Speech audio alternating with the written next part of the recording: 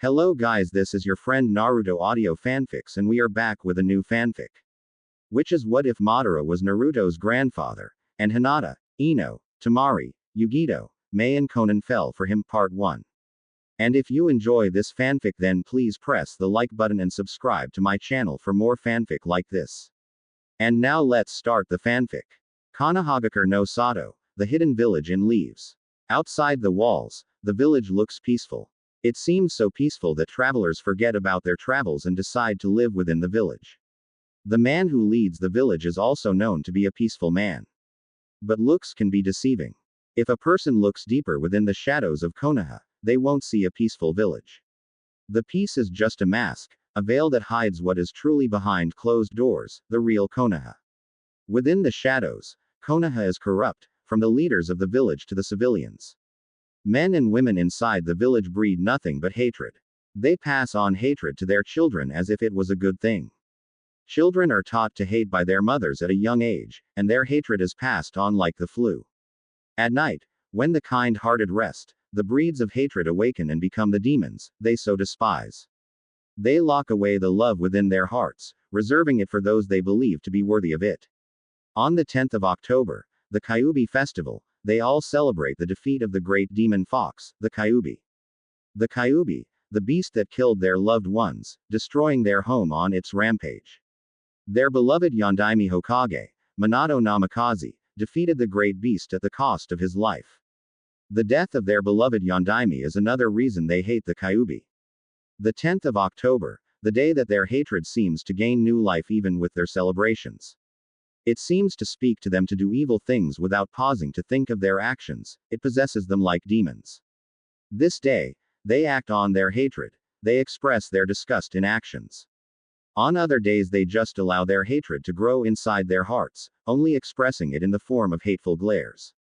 But on this day, they expressed their hatred in the form of beating the Kyuubi's Jinchuriki, the child whom the Kyuubi is sealed within. While some believe that by beating down the child, they're hurting the Kyuubi, others think that the child is the Kyuubi reborn into a human child without its power. A few of the villagers believe that the child is just a prisoner of the Kyuubi, not the Kyuubi itself. Those that think that the child is the Kyuubi believe that their beloved Yondaime Hokage stripped the Kyuubi of its power before sacrificing himself. Uzumaki Naruto had short spiky blonde hair, blue eyes, and a white short-sleeved shirt with an Uzumaki swirl in the front, orange short pants, and blue shinobi sandals. He was the 6-year-old Jinchuriki of the Kyuubi, a human sacrifice. But to popular belief, Uzumaki Naruto was not a Jinchuriki, no he was the Nine Tails. At the moment, he was now running for his life, with fear that no 6-year-old child should experience. Naruto wasn't aware of what was sealed inside of him. Nobody told had him anything. They just kept shouting at him, saying he killed their loved ones. He didn't understand why they thought he committed such acts since he hasn't done anything wrong. It was only on his birthday that the angry mobs would chase him around the village and beat him within an inch of his life. But, he always recovered in a day or two, no matter how fatal the injuries he suffered were. The other days they just stared at him with demonic eyes that made him feel unwanted, like an outcast, like he was some kind of disease. Their wicked eyes always weighed him down. They suffocated him. He used to cry at first because of the demonic eyes that always stared at him, but now he'd gotten used to them. He only cried when they beat him on his birthdays. Whenever he asked his Gigi why he always got those eyes from the villagers, his Gigi would always say that people hate everything they didn't understand. The answer always confused him each time he heard it, but he never asked anything further as the Sandaime would talk about something else. Running away from the angry mob was pointless. The villagers would always catch him no matter how fast his little feet ran, no matter where he hid. It was why he'd stopped running and simply waited for the pain to come. Today he would just receive the pain without asking questions. In the previous times when he asked questions, his questions seemed to infuriate them. They talked as if he knew what they accused him of. Even though he knew he didn't do anything wrong today, he would get beaten without saying anything or crying, for that matter. His tears always seemed to energize them, giving them more strength to beat him. Today he was going to try something different. Oh ho, the little demon has finally stopped running. Naruto said nothing. He knew that his words would aggravate the predicament he was currently in. Today, we are going to judge you for your crimes, demon. He would get judged even though he committed no crimes. What do you have to say for yourself? Each time before they beat him, they always asked him that question, and each time he would always say, I'm innocent, please don't hurt me. His words would get him kicked in the face and angry outbursts, you're innocent. You dare say that after killing my wife and my little sister. You aren't innocent, vermin. No matter the kind of answer he gave, it was always the wrong answer. Today he wasn't going to answer any questions. You will answer me when I'm talking to you, demon. One yelled, gutting him. Naruto coughed and looked up to the man but remained silent. He was going to get beat even if he answered the question. It served no benefit to him if he answered. Whatever action he did or the words he uttered seemed to infuriate the mob further. One man from the crowd took out a kitchen knife and stabbed him in his hand. They all waited for him to scream, but he didn't this time. Blood just leaked from his hand while he just looked at it. You're stubborn today, Kyuubi. Naruto's eyes widened in shock. He had heard of the Kyuubi, but now he was just called it. He was just a 6-year-old orphan. Well, now he understood why the hatred seemed to intensify on his birthday. Now that he thought about it, he was born the day the Kyuubi attacked. But why would he be called the Kyuubi? Everybody knew the Yondaime killed the Kyuubi. He couldn't be the Kyuubi, could he? Hey, you know we aren't supposed to say that. The Sandaime forbid it. Ah, that old fool can't do anything. You've seen how kind and loving he is towards the demon, yet we've been getting revenge on the demon for how long now? What has he done about it? Yeah, you're right. Let's just get our revenge and go back to the party before everybody goes home. Naruto clenched his eyes as the beating began. It hurt, but he took it all in without shedding a tear or making a sound. It was just temporary pain. He knew that he would be waking up inside a hospital in a day or two, and the first person he would see would be his Gigi. 2 days later, Konoha Hospital. Naruto couldn't move any part of his body, he couldn't open his eyes, and he didn't feel any pain. The only thing that seemed to be working was his ears. He could hear the sound of 2 voices speaking. He decided to just listen to what they were saying. Hokage-sama, why don't you ask Jiraiya-sama to come back and take Naruto out of the village? I have already tried that Kakashi, but he refused.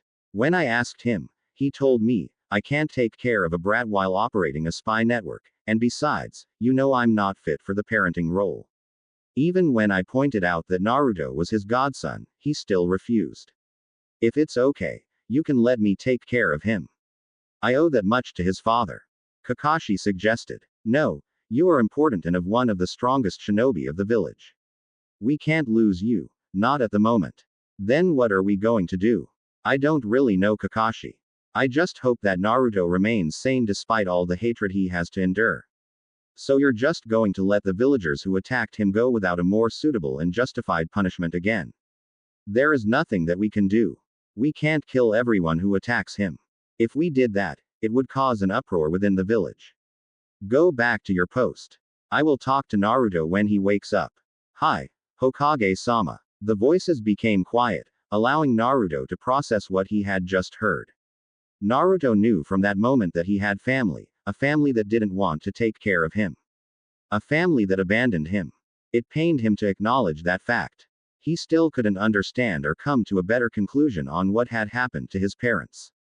What he knew was that the Sandaime knew them and was keeping it away from him. It almost broke him to think that they, too, might have abandoned him like his godfather. But he refused to dwell on that because he didn't have any proof. The Sandaime knew everything but had been lying to him his whole life. He wasn't going to tell the Sandaime about what he had heard, but he was going to ask a few questions that he would normally. He was going to keep what he had heard to himself. He was going to find out the truth one way or the other. He also needed to find out about his connection with the Kyuubi. The Sandaime will only lie to him if he asked. It was pointless asking the old man what he knew. It didn't hurt trying, though. 2 hours later, the third Hokage, Hiruzen Sarutobi, smiled when he saw Naruto's body began to stir. He cared for the boy like his own grandchild. It pained him having to witness what the village he leads acts like to a mere child. Naruto opened up his eyes and looked at his body. His whole body was wrapped up in bandages. If one did not know any better, they would think that he just escaped from one of the Egyptian pyramids' coffins. He looked at the Sandaime. It's good that you're awake, Naruto-kun. Naruto nodded and looked down sadly before looking up at the Sandaime again. Gigi, what did I do to make them hate me? He asked sadly. He needed to see if the Sandaime could be honest with him. The Sandaime's smile dropped immediately. Naruto-kun, people will always hate things they don't understand. The same damn answer. He hated that answer. Why don't I have parents, Gigi? We have already gone through with that discussion, Naruto. Talking about it won't do any good. Now come on. Let me take you back to the orphanage. His theory was confirmed. The Sandaime couldn't be honest with him. Naruto got out of the bed without saying a word and followed the Sandaime to the orphanage. A year later. Over the past year, Naruto lived as a cheerful person while behind the mask, he had a calm demeanor. Naruto had been able to find some answers he needed. His ways of getting answers involved getting lost in the Jonin lounge and overhearing their conversations. He had only been caught once out of the 5 times he had ended up there. Naruto couldn't get anything about his parents, but he had a depressing feeling that they were dead. The fact that they were dead would explain why he had no other family alive other than the godfather who abandoned him. A shocking discovery he made was that the Kyuubi was sealed inside of him. He didn't understand the concept of sealing or how it was done, but he knew that the Kyuubi was living inside of him. But it didn't make him the Kyuubi, it made him its prisoner. He now understood why the villagers always looked at him with hateful stares and their reasons for making his life miserable. Instead of seeing Uzumaki Naruto, they saw the Kyuubi. He didn't get why they would see him as the Kyuubi. The Kyuubi was just living inside of him. That didn't mean he was the Kyuubi. If he was only 7 years old and could understand that, why couldn't the villagers understand that? When he asked himself that question, he recalled what the Sandaime had always told him each time he wondered why he was hated. People will always hate what they don't understand. The Sandaime had been cryptically telling him that the villagers hated him because they didn't understand his situation. Despite knowing what he knew, his suffering did not end, it continued. It wasn't that he'd expected things to change after knowing why Konoha hates him. A group of villagers were on the verge of beating him up. Like last time, he would take the beating without complaints. The Sandaime had told him that he would always be hated because they didn't understand. Those words made him feel hopeless. They made him come to accept that his pain would never end. Naruto was backed against a wall in an alley just a distance away from his apartment. The Sandaime had given him the apartment because he had been kicked out of the orphanage, again. He liked his home despite it being cold and lonely. In his apartment, he didn't have to endure the abuse he suffered at the caretaker's hands. Today he'd decided not to roam around the village. He had stayed within his apartment all day. Unfortunately, he'd been dragged out of his apartment and thrown into the alley. Naruto looked at the demonic grins he was receiving from the mob. It was a small mob today. Many were not aware of where he lived. He closed his eyes and waited for the pain to come. He paused and waited, but the pain never came. He opened his eyes and looked around the dark alley. The mob had disappeared into thin air. He looked up and saw an old man in black with red eyes and a walking cane. The old man just stared at him without blinking. Naruto was quiet for a few moments before he asked, "Who are you?" The old man smiled at him and replied, "Your savior." Naruto stared at the old man. "My savior?" Those words repeated inside his head. "Why did you save me? No one in this village does something like that for me." Naruto's voice reflected his pain and sadness. The old man frowned at Naruto's words. It saddened and infuriated him to see Naruto in this kind of situation. "I could not stand and watch foolish men beat up a child," he replied with a small smile. Naruto smiled slightly. He bowed his head. "Thank you." The old man found it amusing. He chuckled for a second before waving Naruto off. "It's cold out here. Allow me to walk you home before you catch cold and more fools decide to attack you." Naruto looked at the old man curiously. No one would be willing to help him unless they wanted something in return. He tried to think of what the old might demand from him, for saving him. But his mind couldn't find an answer. "It's okay. I won't hurt you." The old man spoke sincerely. Naruto detected it because of the kind of life he's had to live. He had been forced to learn how to read people so that he might be able to know their intentions towards him. Seeing that the old man had no ill intentions towards him, he nodded and got up. They walked towards his apartment with the old man close behind him. No words were being exchanged between the two, they just walked in silence. Their walk was short. The alley Naruto had been dragged by the mob was close by his apartment. Naruto opened the door to his apartment and stood there. Something was bothering him that he wanted to ask but was too afraid to. Go inside, the old man exclaimed while pushing Naruto inside his apartment with a cane. Naruto gathered his courage and asked his questions. Anyo, do you mind telling me your name so I can tell Hokage Gigi who saved me and what happened to the mob? The old man gave Naruto a sharp look. Naruto shrunk down a bit and took a step back because of the fierce look he was getting.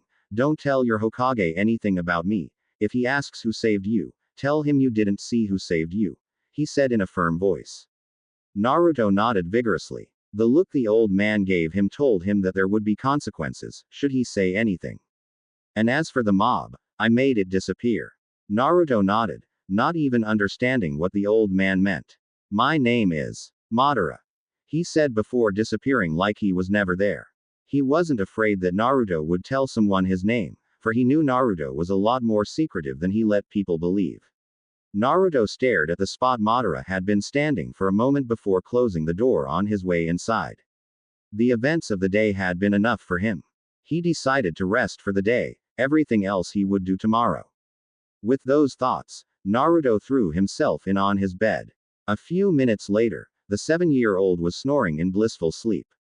Hokage office. It was rare for the Sandaime to call Naruto to his office. Well, it was mostly because Naruto would always budge inside the office, uninvited. The Sandaime's office was one of the 2 places he could visit without someone kicking him out. For as long as he could remember, he had always been inside the office waiting for his Gigi to finish his paperwork so that they could get some ramen. He liked it because other than the Ikarakus, the Sandaime was the only person he could talk to even though the Sandaime kept things from him. He had no friends to play with since the other children hated him like their parents, but not everyone his age hated him, they just didn't befriend him. The children his age only hated him because their parents told them so. Parents would even tell their children not to play with him and stay away from him because he was terrible. They would say it even when they knew he could hear them. It was as if they felt no shame for their actions. In the past few days, Naruto had spent much of his time at his apartment rather than spending time with the old man. He thought it was why the old man had called him to his office. The Sandaime had a small smile planted on his face. He was happy. He had good news for Naruto. A part of him knew that the boy would be glad when he told him the great news. Naruto, I have some great news for you. This got Naruto's complete attention. I have registered you to the Ninja Academy so you can become a shinobi like you have always wanted. Naruto had always told him he wanted to become a shinobi. The Sandaime's words replayed inside Naruto's head a few times before they suddenly sunk in. His eyes widened, and he jumped onto the Sandaime and gave him the biggest hug he had ever given the old man. The Sandaime chuckled, seeing Naruto's reaction. Naruto let go of the old man and gave him the widest grin ever. Thank you, old. I'm going to become the greatest ninja to have ever lived in Konoha, that's a promise. Naruto yelled with a foxy grin and a thumbs up. Sit down, Naruto. I want to tell you something. The old man said, calming Naruto down. Naruto nodded and sat down on a chair just in front of Sandaime's desk. Now, Naruto, tell me what is a shinobi? Naruto replied without even pausing to think, a shinobi is someone who can do those cool jutsus. He exclaimed. The Sandaime shook his head. No, Naruto, a shinobi is someone who fights to protect their village, those precious to them. Shinobi do not fight for their personal glory, but they fight for the glory of that which they protect, their villages. The kind of shinobi you will become will be determined by the kind of heart you have, not the jutsus you have. He paused, looking at Naruto. He gave the boy an academy-rated description of what a shinobi is, though, with Naruto, he was not sure if the boy would even take in what he had just said. I'm telling you this because, in a week, you're going to be starting your training to become a shinobi. You must know what you are getting yourself into. Naruto nodded. He understood what it meant to be a ninja, and he was ready for it. He needed to get strong for him to be able to protect himself from the village. He was not going to tolerate their behavior towards him forever. I understand, Gigi. Naruto, do you remember that you once told me that you wanted to be acknowledged by the village?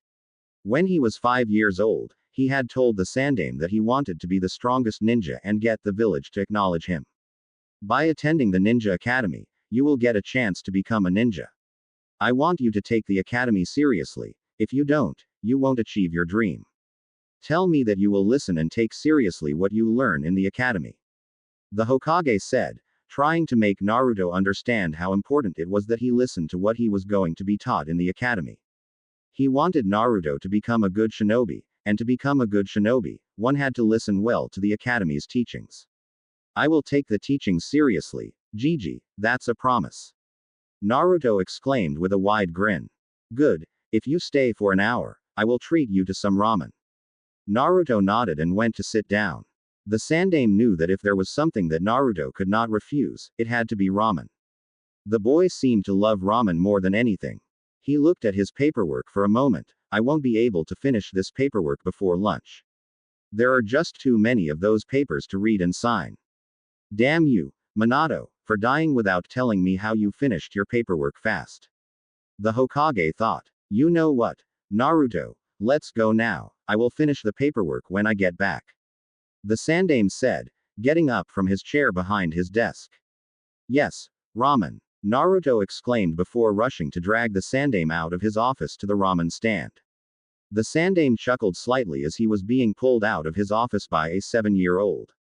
He liked this kind of moment because he had an idea that Naruto forgets about his hard life and focuses on ramen only. Ramen always got the boy excited. Treating Naruto to a few bowls of ramen was his way of ensuring that the boy was happy. He owed it to Minato to ensure that Naruto was happy. Naruto was a hero in his eyes, even though the foolish villagers refused to believe that. It was his job to make sure that the boy had a good life. He had already failed to make sure that the boy lived the life of a hero he was. Doing something like this was the least he could do for the boy. A week later, Naruto walked within the Ninja Academy grounds. He was wearing an orange jumpsuit he got from the Sandaime, goggles on his forehead, and black shinobi sandals. He had a huge grin planted firmly on his face. He was thrilled that he was going to the academy. Going to the academy was what everyone in his age talked about. Everyone wanted to be in the academy, but he did not join the academy because it was a cool thing. No, he joined because he wanted to become a ninja and become strong enough to protect himself. The other kids joined the academy because they wanted to do ninjas do jutsus. They did not understand what being a ninja meant because they did not see what ninjas did on the battlefield. Their parents would never tell them about it since they do not want to scare them. He had the privilege of overhearing things that ninjas did when he had been lost in the Jonin lounge. The Jonins occasionally spoke about their missions, the guilt some felt for killing, and the pain of losing comrades during missions. He did not know what it felt like to take someone's life, but he did not hope to experience such a thing, even when he knew that being a ninja, he would have to kill to fight off his enemies. His time overhearing things had taught him lessons that he would never forget for the rest of his life. He walked past a couple of parents saying goodbye to their kids. He did not know how they would respond, seeing that he was entering the academy. Entering the academy meant that he would become a ninja one day, making things difficult for them to get their revenge. When the parents saw Naruto, their happy looks and smiles melted. They were replaced by the faces of numerous deals of animosity. They were displeased. The mutterings began. I can't believe the Sandaime allowed it to enter the academy. What was he thinking doing that? It will only give the demon a chance to regain its strength. We have to do something about this before it gets too smart for its own good. I think I'll withdraw my son from this year's class. I don't want my son attending the same class as the demon. Hikaru, you see that boy? Don't talk or play with him. He is evil, do you understand me? Yes, Ka-san. Naruto's grin didn't disappear when he heard the words. He was used to the hateful comments, it was nothing new. He had learned to just live his life and smile like everything was okay. Even when nothing was okay, he still smiled like everything else was. Crying over the hurtful words wasn't going to solve his problems. Crying would only make him miserable. At least smiling infuriated them. They thought that he was ignoring them, and their hateful glares weren't doing their job. He continued on to walk inside the academy. The academy was huge and had a lot of students inside of it. Naruto looked around for where he was supposed to attend his class. Hey, it's that evil kid mother said we should avoid. Yeah, but he doesn't look that evil to me. If anything, he looks stupid. Who wears an orange jumpsuit? Who cares if he's evil or not? He's a new kid. We should teach him a few rules. Yeah, but not now. We'll be late for our class. You know how sensei is when we're late. Ah, I forgot about that. Let's hurry before we get yelled at. Naruto felt saddened upon hearing what his peers had been thinking of him. Even though some didn't care what their parents told them about him, they were still willing to hate him for no valid reason. Sometimes he hated what his life had turned out to be. The Yondaime was the one who cursed him. He was the one who sealed the Kyuubi inside him and left him to the vultures, who wanted nothing but to rip him into pieces. He had learned to hate the Yondaime Hokage for doing what he did. If the Yondaime hadn't sealed the Kyuubi inside him, he would never have had to experience the kind of life he experienced since birth. He didn't care if the Yondaime did what he did to protect the village. Konoha wasn't worth it. It didn't deserve him as a human sacrifice. They didn't know what it felt like to know that a giant nine-tailed demon fox is sleeping somewhere inside your body. Sometimes he had those kinds of thoughts, but he often stopped himself from having such thoughts. They didn't make him a better person. He walked towards his class and knocked. He had already been late by a few minutes. Enter. He heard and opened the large two doors. Each eye was looking at him. Some students were staring at him with blank expressions, some in apparent distaste. The stares started to make him nervous. Naruto walked over to the two senseis, who was standing in front of the class. Both the sensei's stares showed animosity towards him. The other sensei hid it well, but the other who had a scar on his nose did not bother to hide it. It was like Naruto to know that he did not like him. Naruto handed the man his registration form. The man looked at the paper before looking at him. He looked back at his class. Class, we have a new student who will be joining, he announced to his class. Why don't you introduce yourself? Naruto nodded. Uzumaki Naruto, and I'm going to be the greatest ninja, ya know. Naruto shouted out. He heard a couple of snickers and snorts but said nothing. He just continued smiling. Yeah, right. No doubt you will be the greatest ninja. Who knows when you do that? We might even wear a kill me jumpsuit like you. One student called out in evident sarcasm. Naruto noted it but did not comment. The whole class erupted in laughter. Even the senseis seemed amused by the sarcasm. Naruto just stood there with a wide grin while they laughed. That's enough. Nobody listened. I said that's enough. Now shut up. The scar-faced sensei yelled out, causing everyone to wince at the sound of his voice. My name is Yumino Iruka. Iruka introduced himself to Naruto. This is my assistant Mizuki. Now go take a seat somewhere so I can continue with my lesson. Naruto nodded and walked towards the seat at the back of the room beside a window. He took his seat and looked back at Iruka. Now where was I? Yes, I was teaching you Konoha's history. Naruto stopped listening and looked outside the window. He was not interested in the village's history. The history did not ensure his survival, but ninja skills ensured that he would survive. He entered the academy to get the ninja skills he needed, not to learn history. If someone could have been willing to teach him, he would never have registered at the academy.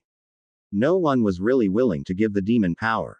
They feared that giving him power would only give him a chance to finish what he started 7 years ago. It almost amused Naruto that they hated him and feared him simultaneously. They hated him for the Kyuubi and were not afraid to express their hate, and yet at the same time, they feared that the sleeping beast would someday wake up and devour them. Even though their hatred had made them ignorant of some things, Naruto knew that deep inside their hearts, they knew he was nothing but a prisoner of the Kyuubi. It was why they also feared him. They feared that someday he would free the beast. They could only imagine the horrors the creature would cause should it be released from its prison. Naruto. He was snapped out of his thoughts by the angry voice of Yumino Iruka. Can you repeat what I have been saying, Naruto? Naruto had not been listening to what the man had been saying. He had been lost in his thoughts. You see, I wasn't listening, he replied sheepishly with a grin. Uruka glared at him. Get out of my class, you'll come back when you've decided to take my teaching seriously.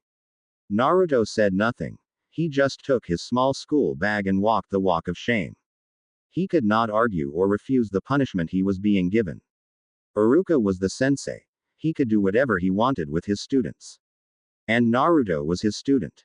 Had he turned around, he would have seen the smirk on Uruka's face. He left the room and went to the playground. He would go back to class after lunch. His sensei didn't seem he even wanted him in the class. It was better to go back to class after some time had passed. Naruto was alone under a tree, trying to get some sleep. He was bored. None of the kids in the playground were willing to play with him. Sorry, but mother said I shouldn't play with you because you're a bad person, they kept telling him. He cursed the mothers for this. Had they kept their mouths shut, he would have never been so bored. No matter how many times he asked himself why they saw a demon instead of the 7-year-old he was, he could never find a suitable answer. It's the new kid. Let's play with him. Naruto heard a voice speak just beside him. What's your name? Naruto looked up to see two boys, 2 years his senior. They looked alike, and both had black eyes and short brown hair. Both wore dark green short pants, a dark blue long sleeve shirt, and blue shinobi sandals. He was quiet for a few moments trying to think of a way to handle the situation. He knew that it wouldn't end up well for him by the looks on their faces. He wasn't given enough time to think as he was suddenly lifted up in the air. First Academy rule: answer the question quickly when asked. The one lifting him up said before throwing him away. Naruto showed no reaction as he hit the tree by his back. He was used to pain. He was no stranger to pain, and it would go away sooner or later. One of the boys walked over to him and unzipped his backpack. He had a notebook to copy notes and his lunch. The boy took his things out. Naruto said nothing. Begging didn't help. Nothing helped in this kind of situation. It was better to just let them do what they wanted and get it over with. They would leave him alone after they had finished what they wanted to do with him. A foot crashed into his gut, making him grunt slightly. He didn't dwell on the pain. Something else mattered more than the pain. Naruto watched with sadness as his ramen was spilled to the ground. He didn't have much ramen left or enough money to buy more ramen, for that matter. He had little money left in his monthly allowance. The Sandaime would never give him more money before the month could end. He had been overcharged a few things that he wanted that put a large dent in his wallet. Seeing the food he paid good money for being spilled like it was nothing saddened him, but there was nothing he could do about it. Next time, have a better lunch box, they said as they walked away with proud smirks. They had succeeded in bullying Naruto. What made them proud was that the blonde was so afraid of them, he didn't even try to put up a fight. Naruto stared at his spilled ramen sadly. The next few years were surely going to be hard for him. But he would have to endure if he wants to be a ninja. Naruto's apartment. The first day at the academy had gone far worse than he had anticipated. He had only thought he would have to deal with hateful stares only. But the bullying and insults from other students was not something he had thought he would have a deal with. It was hard, but he would have to endure till he passed the academy. One thing that had been a shock to him was that the senseis were unwilling to teach him. He feared that they would even go as far as to fail him. He had expected them to hate him, but he did not expect them to act the way they did towards him. He had expected them to be smarter than the rest of the village, to be able to understand that he was just a 7-year-old who was suffering from the harsh life he was living. The teachers, after all, teachers were supposed to be smart. If he did not learn other things by himself, he would not learn anything from the academy. Sneaking into the library was his only option. He had been unable to do it in the past year. It was closely guarded, unlike the Jonin's lounge, which was not protected. But he would find a way to be able to get into the library undetected. His life depended on it. Naruto walked to his kitchen and opened a drawer in his kitchen unit. He looked at his store of food, which was uncooked ramen only. He was low on food and did not have enough money to buy any more. He sighed as he awaited the 3 minutes of hell, waiting for ramen to cook.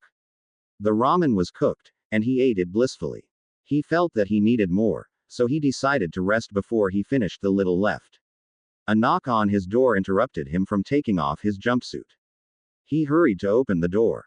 He opened the door and found the old man, Madara, who had saved him on his birthday. He just stood there staring at the old man. Madara was still in black and had two plastic bags on his left hand. Are you going to let me in?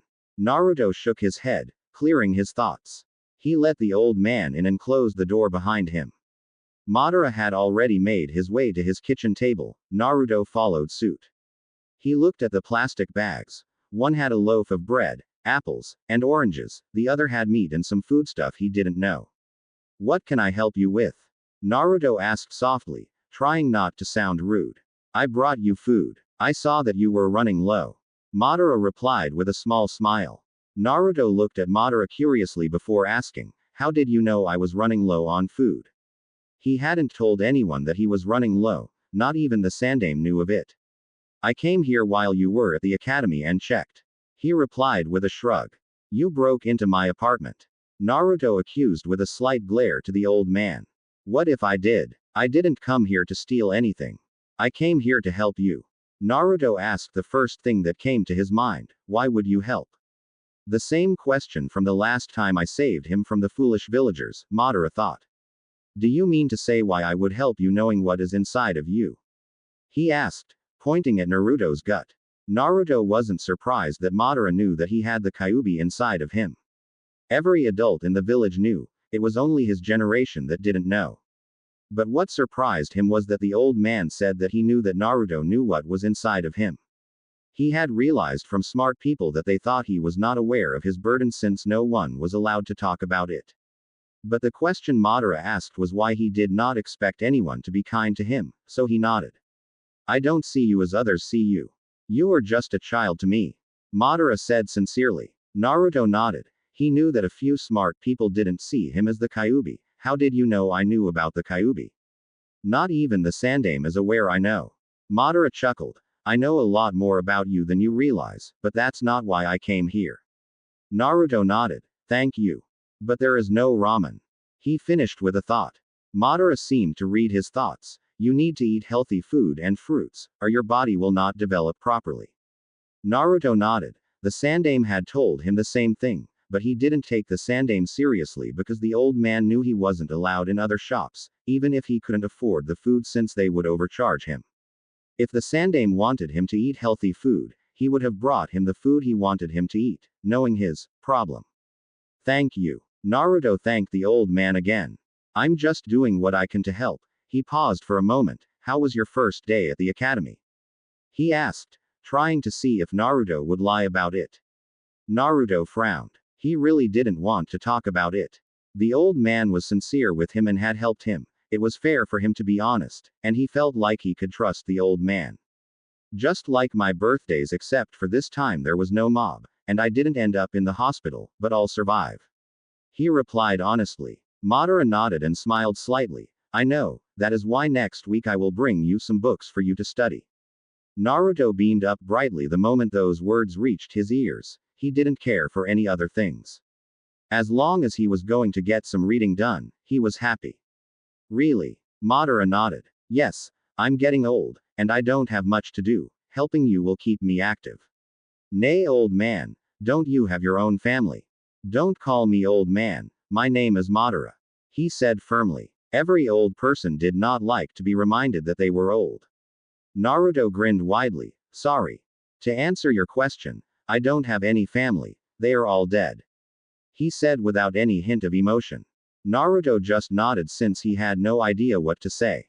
At least the old man had no one, just like him. Madara stood up. I better get going before it gets too dark to walk. Naruto nodded and walked the man out of the apartment. Madara smiled at Naruto before disappearing once again like he was never there. Naruto closed his door and went to the kitchen with a slight smile on his face. He had to be pleased. He finally had someone willing to help him other than the Sandaime.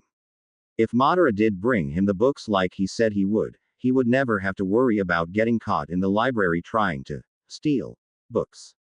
It wouldn't matter if they didn't teach him anything in the academy. He could learn on his own, at his own apartment. His life had taken a new turn he hadn't expected. This day had its surprises, some bad and some good, but the good thing was he was going to sleep with a smile on his face. The food the old man had brought him was another good thing. He took an apple and went to his room to sleep without even packing the food he was given. He told himself he would pack tomorrow. At the moment, he needed to rest. Unknown location. A figure with red eyes, 3 tomos in each, one would define the eyes as the Sharingan, walked in a slightly dark place. He had an impassive gaze on his face and a cane on his right hand. A plant-like figure appeared from the ground in front of him. It had yellow eyes, its right side was white while its left side was black, and it wore a black cloak. How did it go? It went well. The Sharingan wielder replied, his voice not betraying the expression on his face. Did you tell him? The plant-like figure asked in a deep voice. No, not yet. I need to gain his trust first, but if I continue showing myself to him, he will ask questions which will lead me to tell him the truth. What now? For now, we wait, Zetsu, but we won't wait for too long. He replied, disappearing into the darkness. The plant-like figure, now revealed to be Zetsu, said nothing. He sank back into the ground, disappearing like he was never there. Hokage Monument. It has been 3 months since Madara started to bring him things. He now ate without having to worry if he was going to run out of food or not. Even though Naruto himself would deny it, he had gained some weight since eating a healthy diet. Madara brought him healthy food instead of the ramen he ate each time his stomach called for food. It was good for him since he did enjoy eating other food rather than ramen. His studies had progressed at a higher rate than he had expected. At the academy, he still acted like an idiot. It was Madara's idea that he didn't show people that he was smart. It didn't matter though, even if he wanted to show that he was smart, he would never get the chance because he was never asked to answer a question.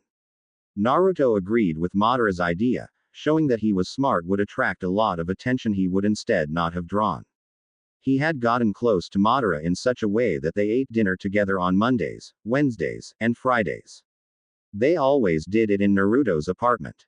He had never been or seen where Madara lived. The old man never really gave him a clear answer to questions about himself. He always gave him cryptic answers that he couldn't decipher. It was why he needed answers from the old man. He would ask the old man when he visited him today. He was going to get answers one way or the other. Naruto looked over Konohagakure from the Hokage monument with a solemn expression on his face. He sat on top of Shodai's head. He had stopped sitting on top of the Yondaime's head because he sort of hated the man. The Hokage monument was a place that brought him to peace with himself. There was no one to stare at him. He didn't have to listen to the whispers. He enjoyed the cool breeze that washed over him when the day was giving way to night. If he could live upon the monument, he would have moved up here already. He had only seen the Sandaime a few times in the past 3 months. The old man had been asking why he rarely visited him since entering the academy. He had told the old man the part truth of why he no longer visited like he used to. His meetings with Madara were to remain a secret till he felt like telling someone about it or Madara said it was okay. But even if Madara did say it was okay, he never really planned to tell anyone. The part truth he told the Sandaime was that he had been busy with attending the academy. He never missed a day. He was always present each day in class, looking like a fool. Other students made it a recurring matter that they make fun of him for his kill me orange jumpsuit. He didn't care what anyone thought about his jumpsuit, he would wear it till he chooses to abandon it. They could laugh all they wanted. He didn't care. Konoha was peaceful when looking over at it from the Hokage monument. The children were roaming around the village playing games while the elders stood in their groups conversing. One could say it was an ideal village, but what was hidden under those masks of happiness were things that could frighten anyone. It sometimes amused Naruto because if he were to walk within the village streets, the adults would stop conversing and just stare at him, while others pretended like he didn't exist. Yes, there were people within the village who refused to acknowledge his existence. Something like that brought him more pain. It hurt him more than the pain he felt in one of his brutal beatings on his birthdays. Naruto got up and decided to visit the ramen stand. It had been long since he saw the Ikaraku's. Ikaraku ramen stand. Naruto walked calmly to the ramen stand. It seemed that people could sense whenever he decided to visit the ramen stand and make way for him. Most of the time, When he went to the place, it was always empty except when he went with the Sandame. Naruto took a seat. Today, he would make up for the lost time. Ayame ne-chan. He called out to his sister figure. Ayame was like an older sister to him, just as her father was like a grandfather. Both Ikarakus cared for him and did not care about how the villagers viewed him. They were the only ones to allow him to eat freely without overcharging him. Sometimes they would even give him free ramen when he had no money to pay. Naruto liked them too. They were kind people. They made him feel like he belonged within the village. A brown-haired girl with black eyes and in a white cloth stepped behind the counter from the kitchen. She smiled brightly upon seeing Naruto. She pulled him over into a bone-crushing hug. If Naruto was a pervert or understood adult things, he would have been over the moon. His head was perfectly placed between Ayame's. All it did was make him feel uncomfortable. Ayame noticed and let him go. Naruto, I missed you. I haven't seen you in 3 months. Where have you been? Naruto grinned, scratching the back of his head. I got into the ninja academy, so I've been busy lately, he replied. The only words Ayame heard were, Ninja Academy, you're a student at the academy. Naruto nodded proudly. I'm so happy for you. I know father will be pleased too. I'll give you 6 free bowls of ramen as my gift for making it to the academy. Good. Then make it 26 bowls of miso and pork ramen, and keep 'em coming. Naruto said with a wide grin. Ayame shook her head and went on to get Naruto's ramen. The blonde still had his appetite for ramen. The number of ramen bowls Naruto ate still amazed her. Had he been an Akamichi, she wouldn't have been amazed. She was positive that Naruto could eat more bowls of ramen than an Akamichi. Something unheard of, nobody ate more than the Akamichi. But with the way Naruto ate ramen, anything was possible. She came back with 5 bowls, she would get the rest after he finished. How is the academy, have you? She cursed herself for almost asking if he had made friends when she knew that Naruto was not well liked. Boring. All they teach us is some useless things, they haven't started teaching us cool ninja things, Naruto replied. He did guess what Ayame wanted to ask in her unfinished question, but chose not to dwell on it. Ayame nodded. I can't believe my little Naruto is going to be a ninja one day. I will be a ninja. Not just a ninja but the greatest ninja in Konoha, believe it. Naruto replied in a loud voice. Ayame smiled at his antics. She might not have seen him in a few months, but he was still the Naruto knew and cared for. When will you graduate? I doubt you'll graduate anytime soon. You are a little too young to be a ninja, she said, going back to the kitchen to get more of Naruto's ramen. I don't know. They haven't told us how long we had to stay in the academy before we can become ninjas, Naruto replied after Ayame had returned with his ramen. Okay. Promise me that you won't disappear again without telling me. It won't happen again, that's a promise. Naruto replied with a grin. Ayame nodded. I'll be in the kitchen. Call me if you need anything, she said, disappearing to the kitchen. Naruto nodded and ate his ramen alone. He was happy that Ayame was still the same. He finished all of his bowls and paid for them, leaving the ramen stand. He strolled in the streets of the village, ignoring the whispers from the villagers. Giving the whispers time would only cause a problem to him once he hears what they were saying. It was better to ignore them and live your own life. They could talk, but he wouldn't give it time unless they came and forced him to listen to what they were saying. Naruto increased his pace when his apartment came into view. Naruto's apartment. Today was a day Naruto was going to meet with Madara again. It was this day he was going to get the answers he needed from the old man. Naruto sat down in his kitchen with a solemn look on his face. He was contemplating how he was going to start the conversation with the old man. It did not please him, knowing that people knew more about himself than he did himself. It was the same thing with the Sandame. The old man knew things about him that he wasn't aware of but chose to keep them from him. He did not care for the reasons behind that decision. The fact was that important information was kept from him intentionally. Keeping things from him was not beneficial to him. In fact, it damned him. Because he had to independently come to conclusions, his mind could only make up things that ended badly. He lived in hell because the truth was being intentionally kept from him. He was condemned to live without knowing who his father or mother was when people knew about it but kept it from him. Madara was another situation. He couldn't figure out what the old man was hiding, but he knew that the old man was hiding things. There was no way Madara could have done all he has done for him out of kindness alone. He could never figure out what the old man was thinking. The old man was impossible to read. He could read the Sandaime, but not always. He was only able to read the old man when the old man wanted him to read him. Oh, he knew that the old man let him read him when he wanted Naruto to see that he was sincere. Other than that, there was nothing at all. A knock on the door snapped him out of his thoughts. He didn't bother to open the door. If it was the old man, he would open the door. That had been something he was used to. He had a feeling that the old man would never do anything to hurt him. That kind of assurance disturbed him as he knew nothing of Madara. He didn't wait too long as Madara stepped into his kitchen in his usual black attire. Hello, Naruto. Madara greeted the boy. Naruto just nodded. He didn't feel like doing the usual chit-chat. Madara noticed but seemed amused by it. I have questions that need to be answered. Madara's expression turned into an impassive one. I was wondering when you would say that. His voice did not betray the look on his face. Who are you? I know you are a lot more controlled, but I will ask you to be calm and don't freak out with what I'm about to tell you. Naruto raised a brow but nodded. In the of the history books I gave you, there was a man called Uchiha Madara, correct? Naruto nodded. I know it may sound untrue, but I am that man. Naruto's eyes widened. That was just unbelievable. Madara lived in the times of the first Hokage, and he was supposed to be dead by now. That can't be true. Madara died during his battle with the Shadaime. Yes, that's what history books say, but that's not the truth.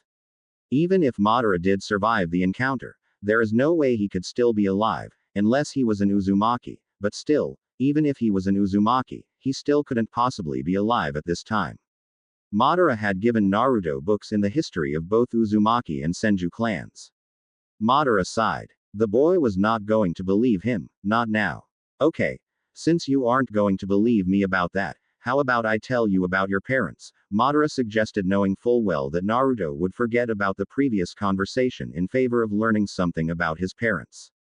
He was not disappointed. Naruto was in front of him with wide eyes. Do you know who they were?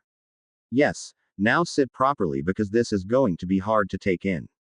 He said, knowing that Naruto hated the Yondaime for sealing the Kyuubi inside of him and telling him how close he was related to the Yondaime. Naruto nodded dumbly and went back to his chair.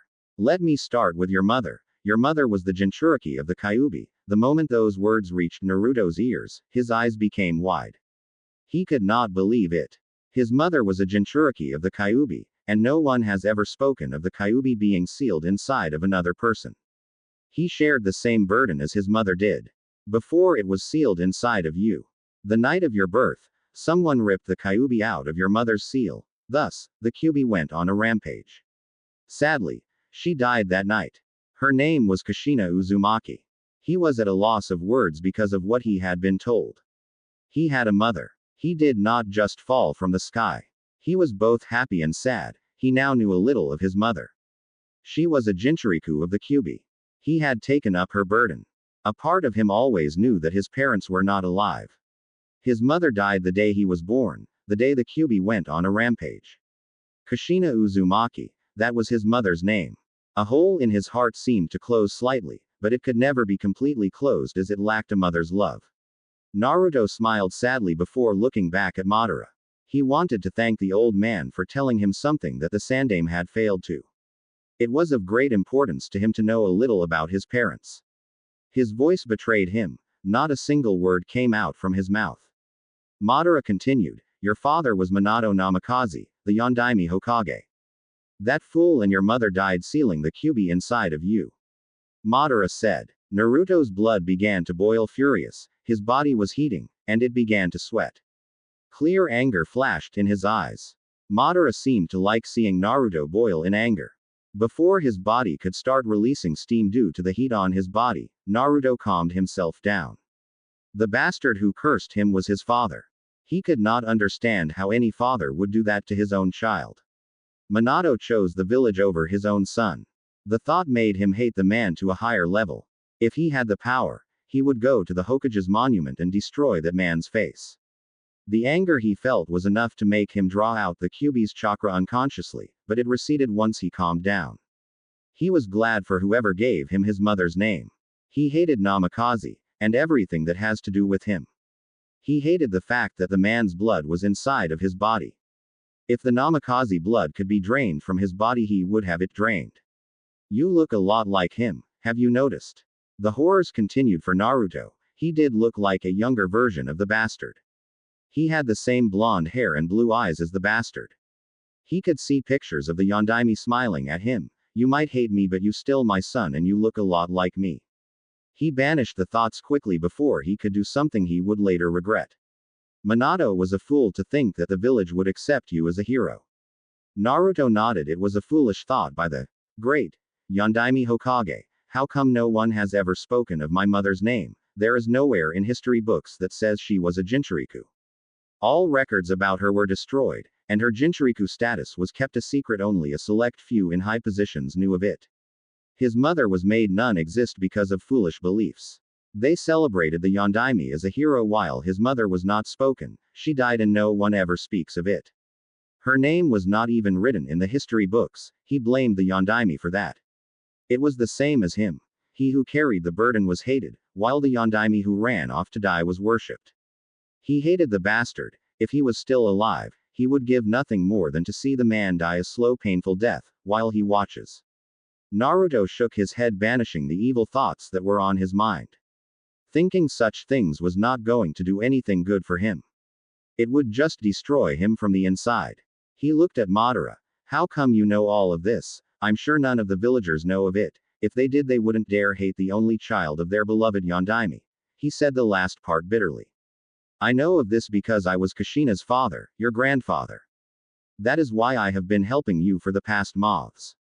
Naruto's eyes widened. The fact that the man called himself Uchiha Madara was long forgotten. What was important was that the old man has just said he was his grandfather. A part of him always knew that the old man was connected with him. A few tears dropped from his eyes. He had promised himself that he would never cry again, but he could make an exception just for this time. He was happy. He had a grandfather. Naruto smiled, a true happy smile that Madara had never seen from the boy. A thought popped out of Naruto's head. If you are truly my grandfather, how come you were never there for me in the past years? Madara sighed. I had never returned to the village ever since I defected, and by the time you were born I could no longer walk. It is through all kinds of experiments that I was able to get myself to be mobile again, though not forever. Somehow I believe that you are my grandfather, but I don't believe that you could be Uchiha Madara. Madara nodded. Given it time, and you will believe me. I don't doubt that you are an Uchiha because of your eyes.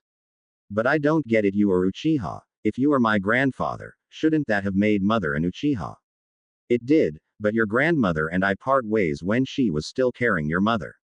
Your grandmother was an Uzumaki, a seal master. When Kushina was born, she placed a seal on her that somehow made it impossible for Kushina's Uchiha blood to be dominant.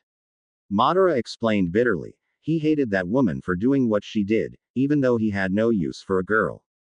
Naruto nodded. Anything was possible with the art of sealing. A giant fur ball was sealed inside of him because of the art. So he would be foolish not to believe that something like that could be done. What he had been told had drained him of his energy. It was enough for his young mind. This is a bit too much for me. I think I need to get some rest. Madara nodded. I will come back in a few days. We have much to discuss, he said, taking his leave.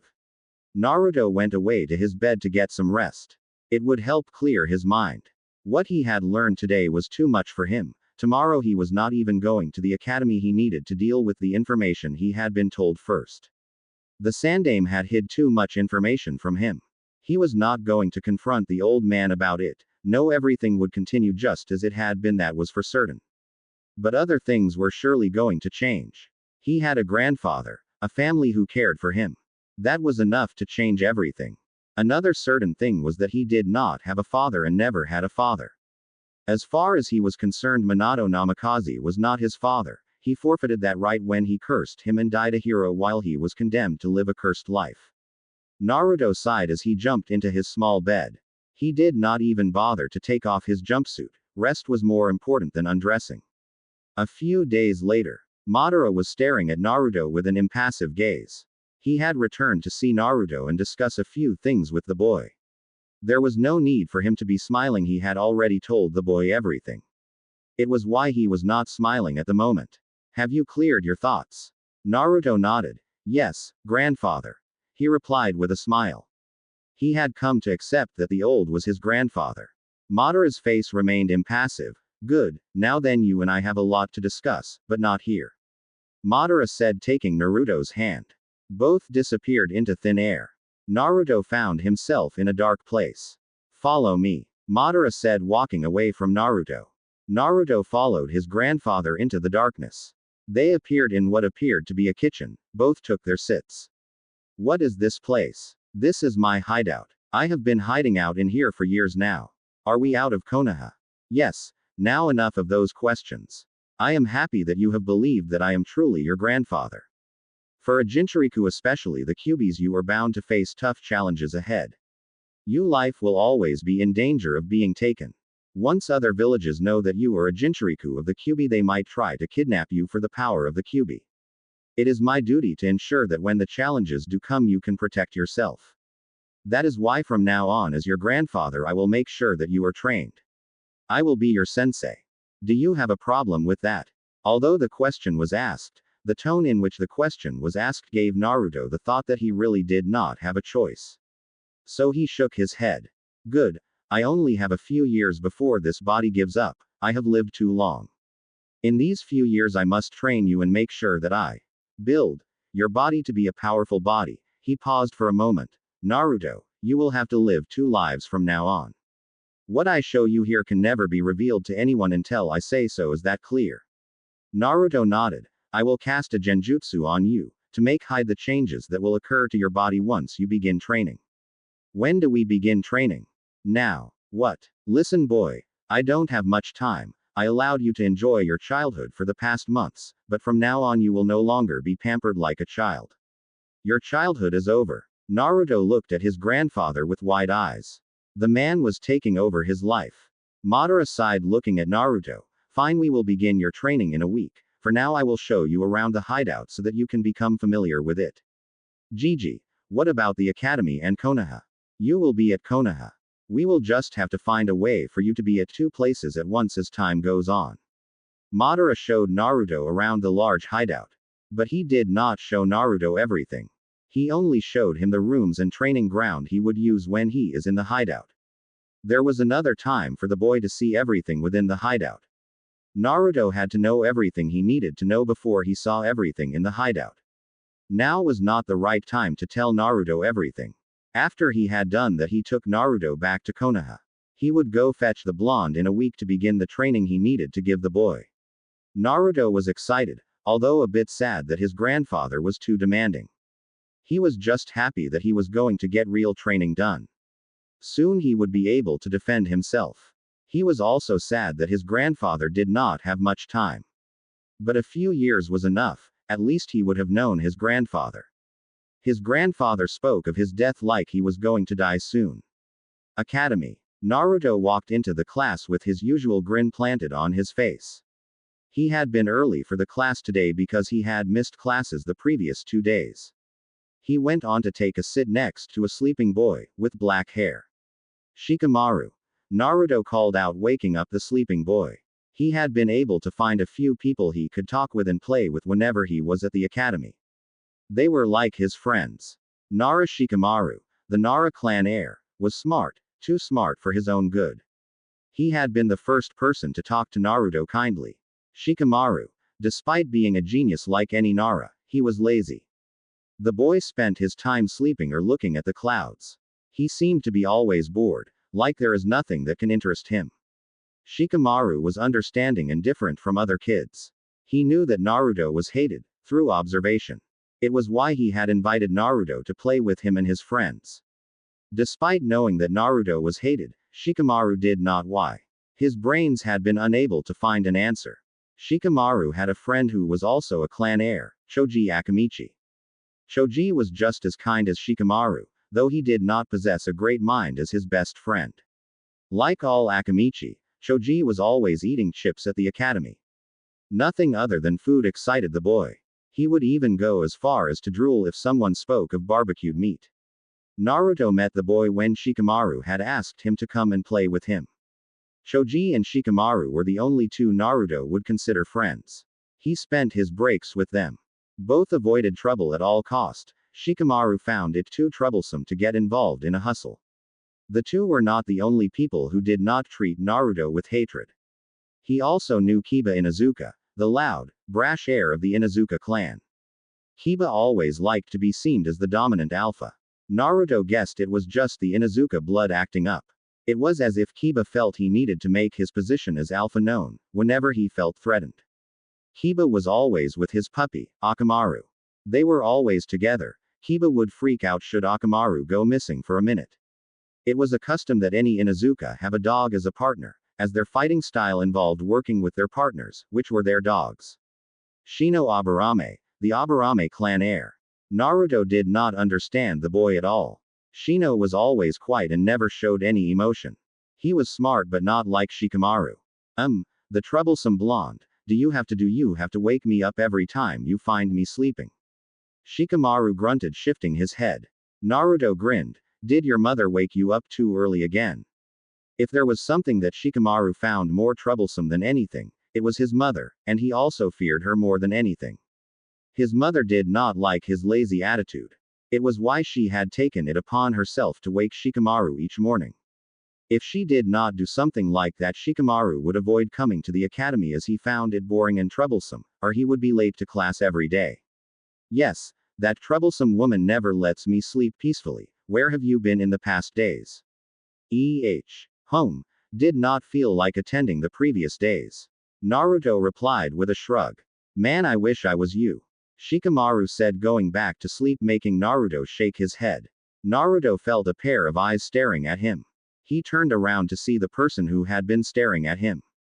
The Hyuga heiress looked away quickly upon seeing that she'd been caught staring. Hyuga Hinata. Naruto thought, looking at the Hyuga heiress. He found the girl weird. She acted oddly around him. What Naruto had been able to understand about the girl was that she was very shy and lacked self-confidence. Her behavior was amusing to say the least.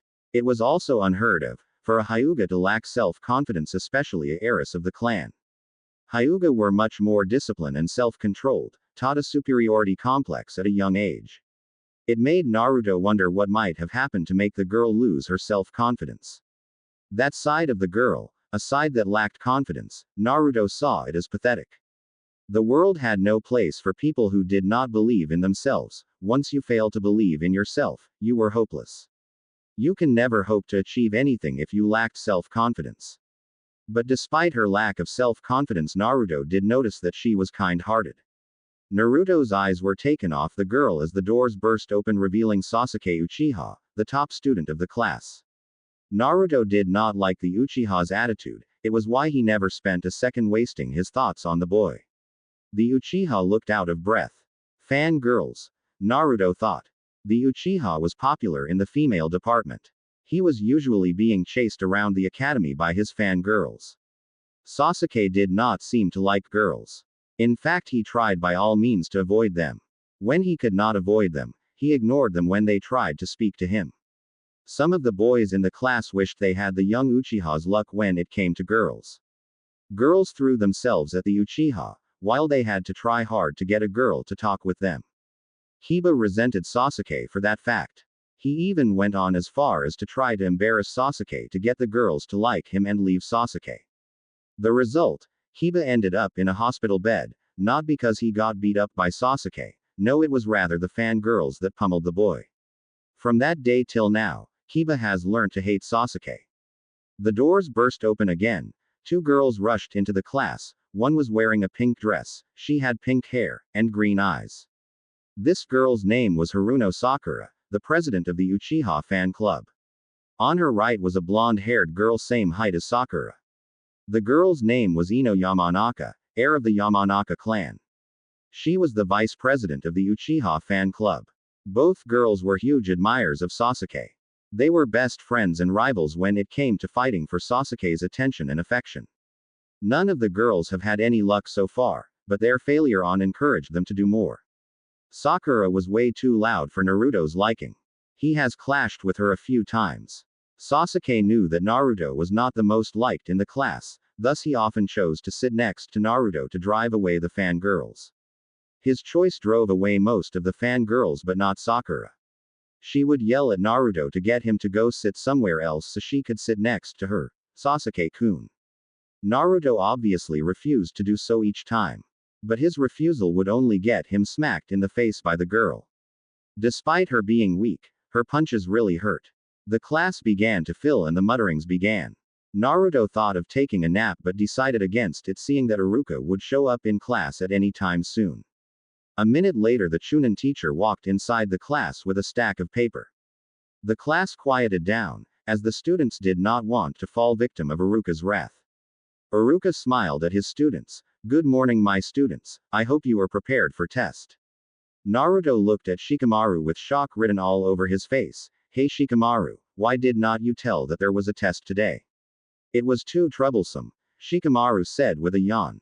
Naruto said nothing. He did not care about passing the test. He still had a few years in the academy to make up for lost time should it be necessary. He was the demon and an idiot he would give them, for anyway. They were given 30 minutes to complete the test.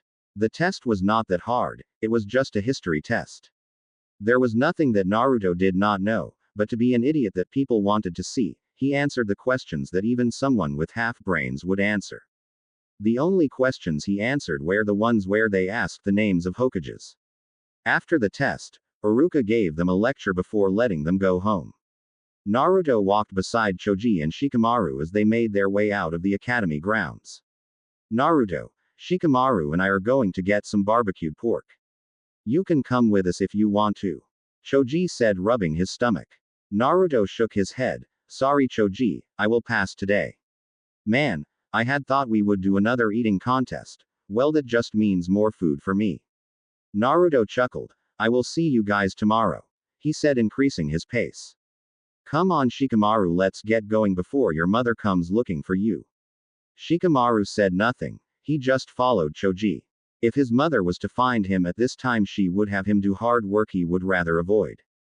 A few days later, the Uchiha massacre, one of the greatest tragedies to have ever occurred in Konoha, beside the Kyuubi's rampage. The whole Uchiha clan was massacred by Uchiha Itachi, only leaving his little brother Uchiha Sasuke alive. One man massacred an entire clan in a single night. The Uchiha clan was supposed to be the strongest clan in Konoha since their great rivals, the Senju, had now gone extinct, and only one person was alive from the great Senju clan. Uchiha Itachi. He was said to be a prodigy, the strongest Uchiha alive. Naruto wondered what kind of power Itachi must have possessed to be able to massacre an entire clan in one night. He had to be surely powerful to pull off something like that. The reason the Uchiha had killed his clan was that he wanted to test his power. It was a reason that would make everyone to think that he had lost it, power had corrupted him. From what Naruto had been hearing about Itachi was that Itachi had been a kind and peaceful person before he became an Anbu. After he had become an Anbu, he became cold and distant. A change that not many liked, but he still did his job as a shinobi with all his heart. What was certain from those who knew him was that Itachi loved Konoha. That was being questioned by everyone, who loved a village and still massacres the village's strongest clan, his own family. The Uchiha fled the village after he had massacred his own clan and was now labeled an S-rank missing nin. Only a select few had been able to reach that level of being ranked S-rank. S-rank level shinobi could fight against a Kage, but not all could defeat a Kage. Still, for Itachi to reach the level of S rank still being a teen was something worth applauding. Not many people could achieve the kind of feat that Uchiha Itachi had achieved. Konoha was in chaos. Their great clan had been massacred. Some clans increased security in their compounds to ensure that the tragedy that fell on the Uchiha did not to hit them. No one knew if another clan prodigy would massacre his clan just to test his strength. Itachi had done it. Who knew another prodigy would not follow his path? Naruto did not feel sad for that a clan he was part of was massacred. He did not care about what happened to them. He just pitied Sasuke, knowing that the young Uchiha would be crushed. Having your own brother kill your parents and your clan was something that one could not just shrug off as if it was nothing. Naruto sighed as he walked inside his grandfather's hideout. His grandfather was beside him. They arrived at a large clearing. The place Madara had told Naruto would be his training ground. Grandfather, do you know of the Uchiha clan massacre? Madara nodded. Yes, those traitors got what they deserved. Naruto looked at his grandfather curiously. He had come to accept his grandfather was indeed Uchiha Madara, the former Uchiha clan leader and co-founder of Konohagakure. He thought the man would be a little sad that a clan he once led was massacred. Why do you call them traitors? When I founded Konoha with that other man, Konoha selected him as first Hokage instead of me.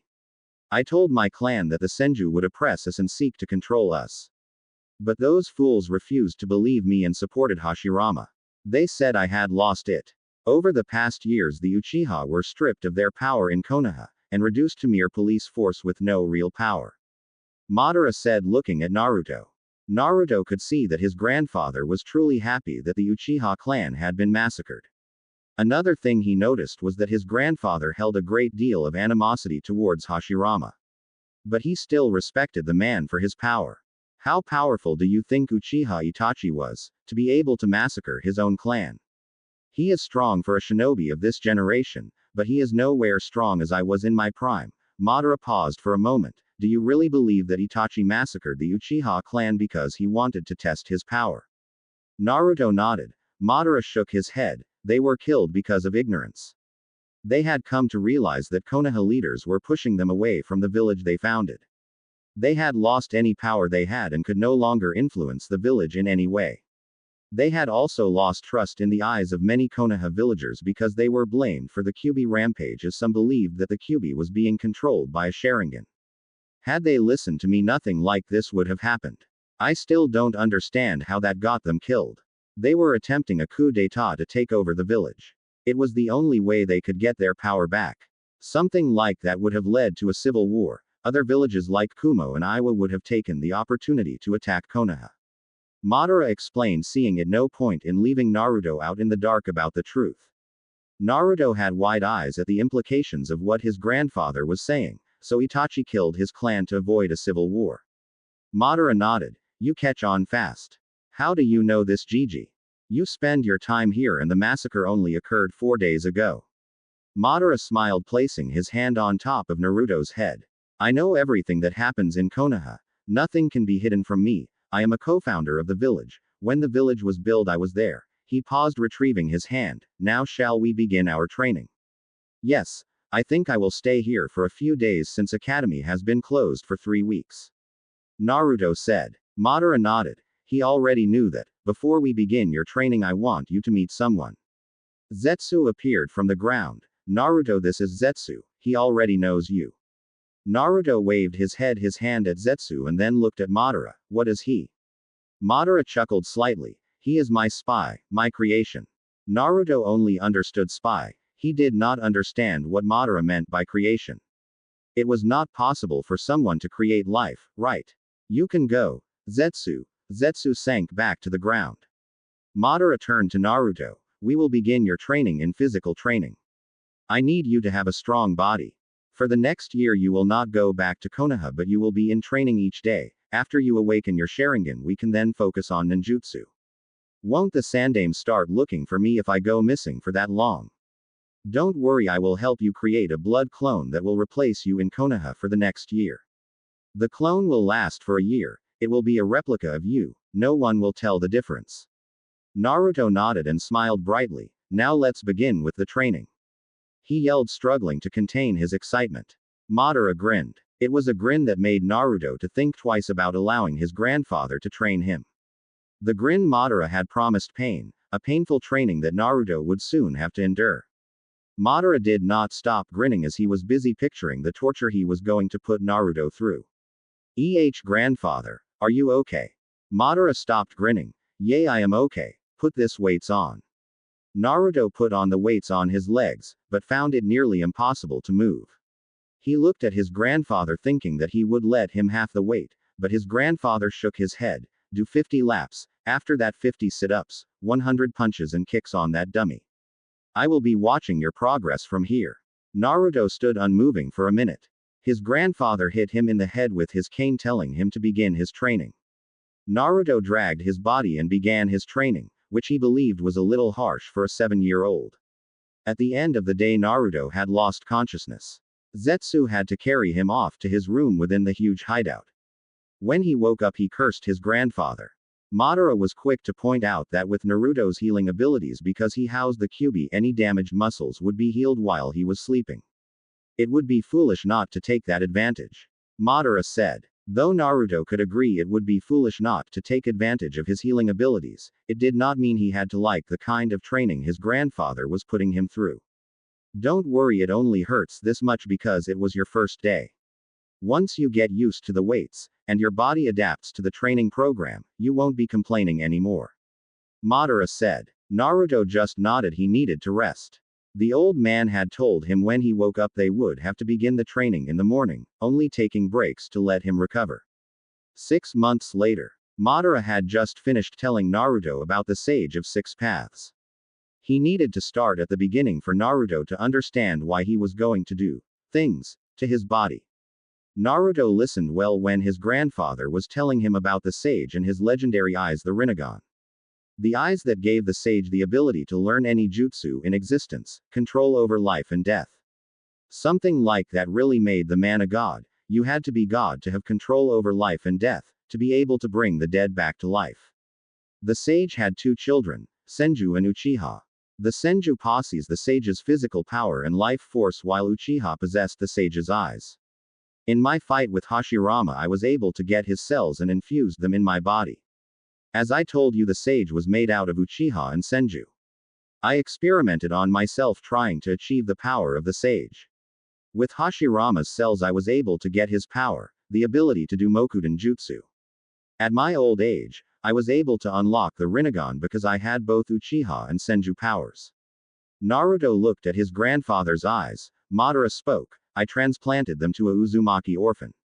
Why did you do that? He could not understand why someone would give away a powerful dojutsu like the Rinnegan.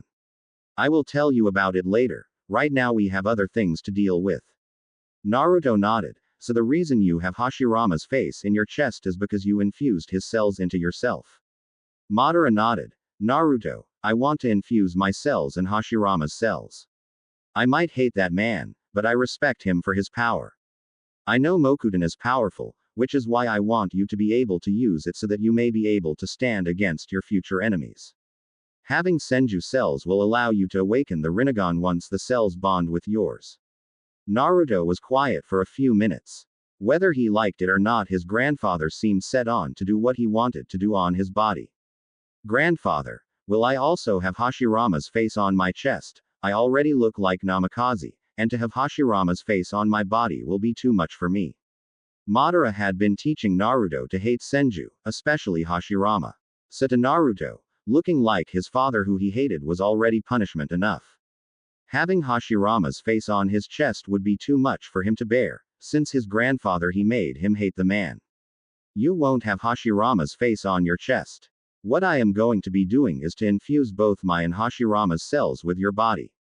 Once the cells bond with your body, they will be part of your own body. You will no longer have Hashirama's Mokudan and Senju cells, but you will have your own Mokudan cells.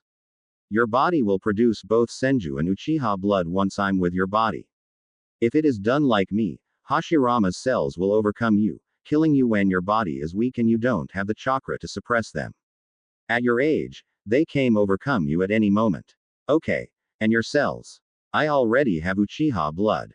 Madara shrugged. I want you to have my power too. I was just as powerful as Hashirama. It is only fair that you also have my cells. Naruto shook his head. His grandfather was too proud of his own power. Fine, let's do this. I need to go back to training.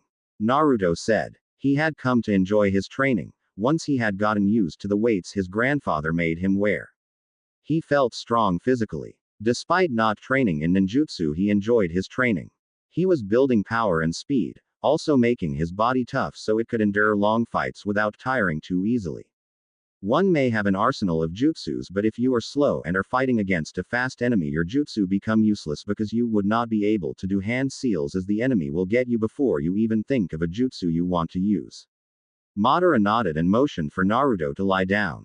He grinned as he put Naruto into sleep. He was building up a powerful body. He only wished he was still young to see the kind of power the boy would have at his disposal. The boy could have proved to be an interesting opponent that would push him to his limits, only Hashirama had been able to do it. There was no other shinobi that made him seriously other than Hashirama. 2 years later, a 10-year-old Naruto was watching over Konoha from the Hokage monument. Both his eyes showed a fully matured Sharingan. After his grandfather had finished working on his body, he had Zetsu take him out of the hideout. He was taken to a bandit camp and Zetsu disappeared, leaving him in front of a camp of 25 overgrown men. They not pleased seeing Naruto in their camp and were not just going to let him go away. Stepping inside their camp meant he had seen things that they prefer that they not be seen by other people.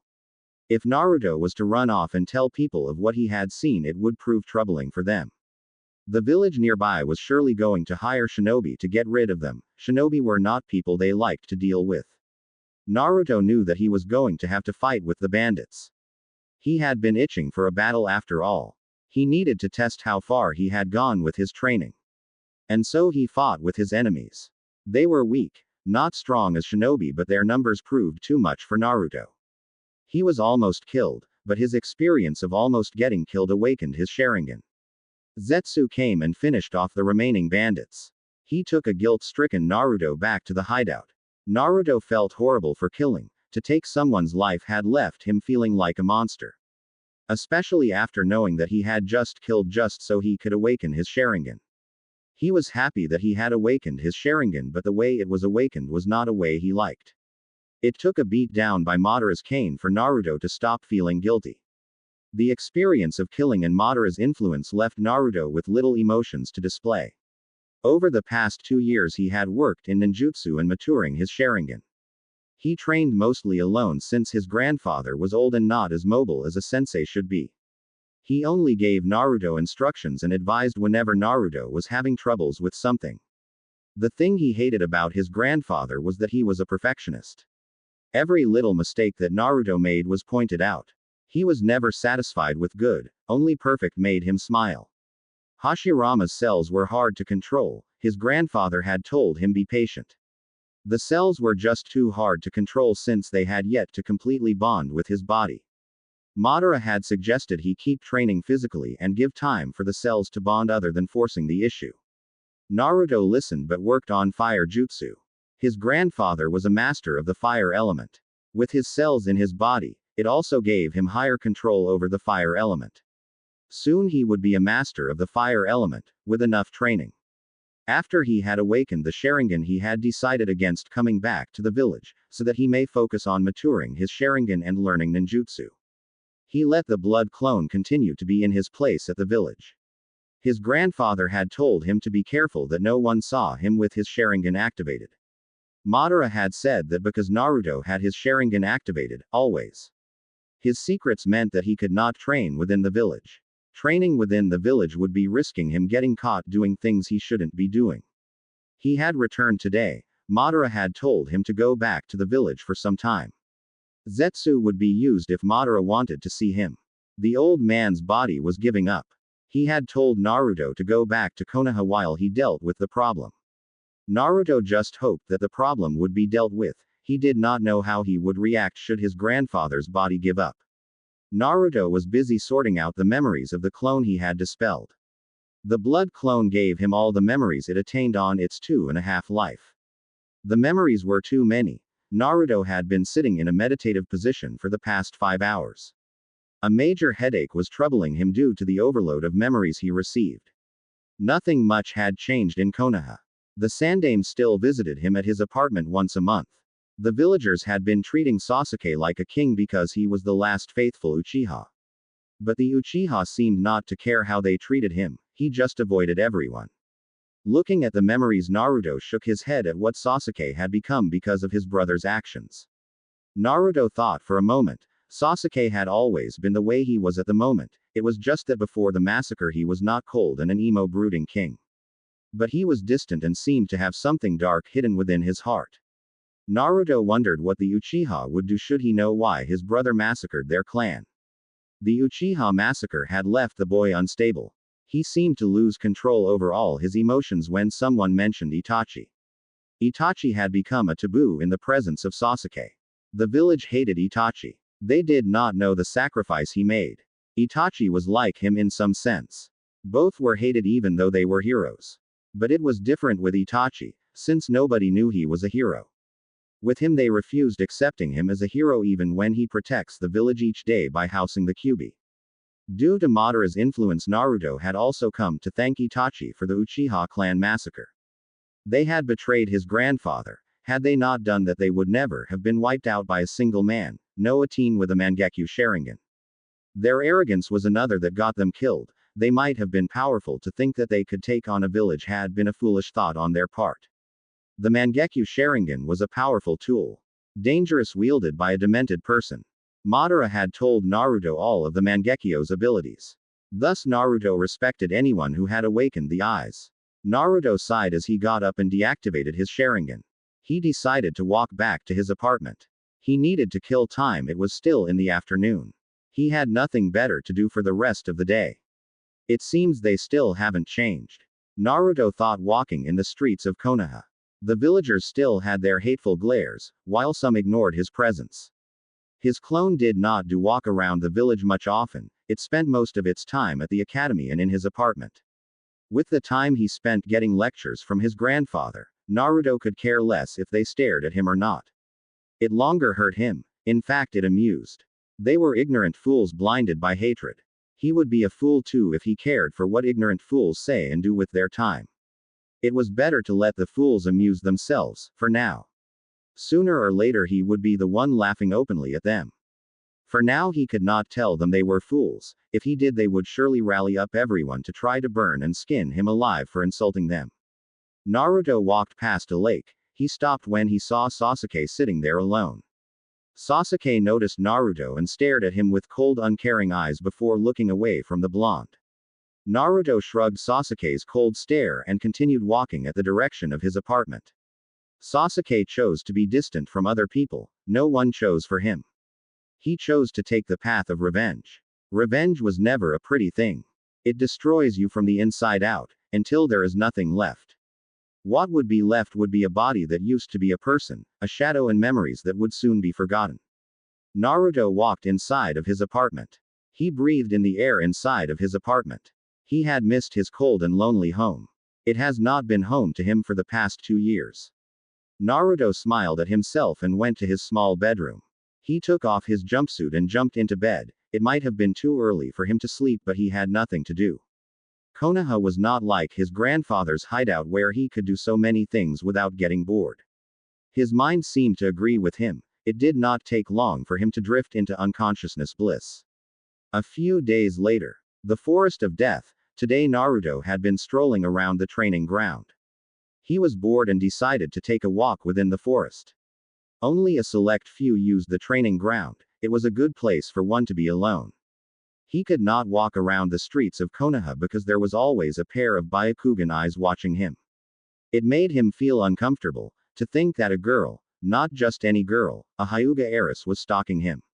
Ever since he returned he had noticed that most of the times the girl was following him around the village. The girl was weird indeed. Naruto came to a conclusion that his clone had been unable to sense her, because it was a copy of the untrained him. Now he sensed chakra better. The girl was just not good at hiding her position. He had been able to know she was following him rather easily. He climbed on top of a tree and sat on a branch. He still had a lot to do with his training. He was wasting time sitting around doing nothing. The academy had nothing to give him, but in order for him to be a ninja he had to attend and pass. Zetsu's head formed beside him. It was only the white part that appeared. Zetsu had 2 personalities. Madara called them Black Zetsu and White Zetsu. Zetsu was originally all white, but his grandfather had planted his nature and memories on him. But it resulted in creating Black Zetsu, which was smart, serious and strong. Black Zetsu became Madara's will. It could do Mokuden Jutsu as Zetsu had been created from Hashirama's cells. White Zetsu was weak, often playful and never was serious. It hated being reminded that it was weak. The beings could separate from one another. They could function without the other half. Naruto looked at White Zetsu. If he came here alone, it must mean Black Zetsu was somewhere else. Zetsu smiled at Naruto. You look bored. His voice was not deep as Black Zetsu's. Naruto nodded. There is nothing to do here other than going to the damn academy. He paused for a moment. What brings you here? Your grandfather wants to see. Do you know why? Naruto asked. He hoped that the old man was okay. If I told you, then you wouldn't have to go back to the hideout and see your grandfather. I guess you're right, Naruto said. He made a wood clone to replace him while he went away. A wood clone was strong, but did not transfer back its memories to the original. Naruto did not want another headache. A wood clone had been something his grandfather had taught him. It was the only Mokuden jutsu he could do. You stay here for now. Return to the apartment later on. Don't miss a day of the academy, and never forget to keep your cover persona. Naruto said, disappearing in a swirl of leaves. The only way he could go to the hideout without his grandfather was use the teleportation seal in his apartment, which could only be activated by his blood and chakra. Zetsu sank back to the tree branch. Unknown location. Naruto looked at his grandfather's face. He looked a lot more serious than he had ever seen him before. But he was happy. That seemed fine. It seemed that he had solved his problems. He sighed in relief. Naruto, I'm going to tell you some important things, and I need you to listen carefully. Naruto nodded. Do you remember the room I told you had tablets that contained valuable information on them that only an Uchiha and those with the Rinnegan could read? Naruto nodded. The information that is in there is the history of the Raikudo Sennin, chakra and the Bijus. After we are done here, I want you to spend as much time you like making sure that the information in those tablets is in your head. Naruto could only nod. His grandfather never asked him to do something unless it was important. In my years of being a shinobi, I came to hate the shinobi system. I devised a plan that would allow me to rule the world, to be God. But by the time I had all the necessary tools to do that plan, I was already old, and could no longer carry out that plan. During the Third Ninja World War, I found a young Uchiha boy. His name was Uchiha Obito. He was nearly dead when I found him. His right side of the body was crushed. I took the boy and brought him back to the hideout, and fixed up his body. I did that using Hashirama's cells. When he had recovered, he chose to return back to Konoha. I allowed him to go, but he returned shortly afterwards to stay with me. I told him of my plan. He liked the plan and agreed to take part in it. I used a very powerful genjutsu on him to tell him the knowledge I had, that would help him with the plan. I knew that I was going to die soon and I needed to give him what he needed to be successful in the plan. I trained him as best as I could so that he could be strong and told him to use my name once I had died. But he betrayed me to rule the world himself, and he is out there gathering the strongest shinobi to see that the plan succeeds. He uses my name to recruit the strongest shinobi. He uses the name Uchiha Madara to those he wants to recruit and Tobi while doing other things. Naruto absorbed all the information his grandfather gave him. He was a little mad that someone would betray his grandfather. What was this plan, grandfather? How did you plan to rule the world? Madara smiled slightly. I engraved the whole plan in the tablets. You will read more about it in detail when you read the tablets. For now I will tell you what the plan needed to be a success. He paused for a moment, catching his breath. For the plan to succeed, I had to collect all the bijus and seal them into the Gedo Mazo. The Gedo Mazo is a vessel. It can only be controlled by someone who has the Rinnegan. Obito created an organization called Akatsuki. I know their purpose is to collect all bijus. Once they know all their locations and strengths, the group is comprised of S-rank criminals only. There are 10 of them. Grandfather, you said someone with the Rinnegan could control the vessel in which the bijus are sealed into. Does this mean that Obito awakened the Rinnegan? Madara shook his head. No, Obito can't awaken the Rinnegan despite having both Uchiha and Senju powers. His body is not perfect like yours. I did tell you that I had awakened the Rinnegan and transplanted it to someone else, correct? Naruto nodded. That was before I had taken in Obito. The name of the child I transplanted my Rinnegan is Nagato Uzumaki. Obito, using my name and his knowledge of the Rinnegan, managed to get Nagato to work with him. Nagato controls the vessel, and is the figurehead leader of the Akatsuki while Obito operates behind the scenes. When he is not operating behind the scene, he uses the name Tobi, keeping the name of Madara a secret to those in the group who aren't aware of it. Naruto now understood that since he was a Jinchuriku, it meant he was in danger of being captured too. His grandfather had thought of a plan to rule the world by capturing the Bijus. He figured the Bijus were needed for their power. From what his grandfather had told him, the Bijus had large amounts of chakra that no man could have. The Kyuubi was said to have almost an infinite chakra supply, being the strongest of the Bijus. He did not know if his grandfather still wanted to rule the world or if he wanted him to rule the world once he becomes powerful enough to do so. He had no intentions of ruling the world. He did not know what he would say if his grandfather was to ask him to rule the world. Grandfather, isn't Tobi afraid that you will tell the world that he is not Madara? He did leave you alive. No, he has no such fears. He knows that I can't do anything. Look at me, I'm old. I can't stop him if I wanted to. He would have been fearful if he knew about you, but he doesn't, for now that is. Naruto did not need to know that the fool left him alive just so he could watch him take over the world using his name. Naruto nodded. I guess Zetsu has everything to do with why you know everything he is planning. Yes, Zetsu is quite useful when it comes to gathering information. What is it that you want me to do, grandfather? Do you still plan on ruling the world? Madara shook his head. I no longer have such plans. I don't care what happens to the world. I'm going to die soon. But what I plan for you is to take back everything that belongs to me. Naruto waited for his fate. With the secrets of your body you can become powerful, even powerful than I was at my prime.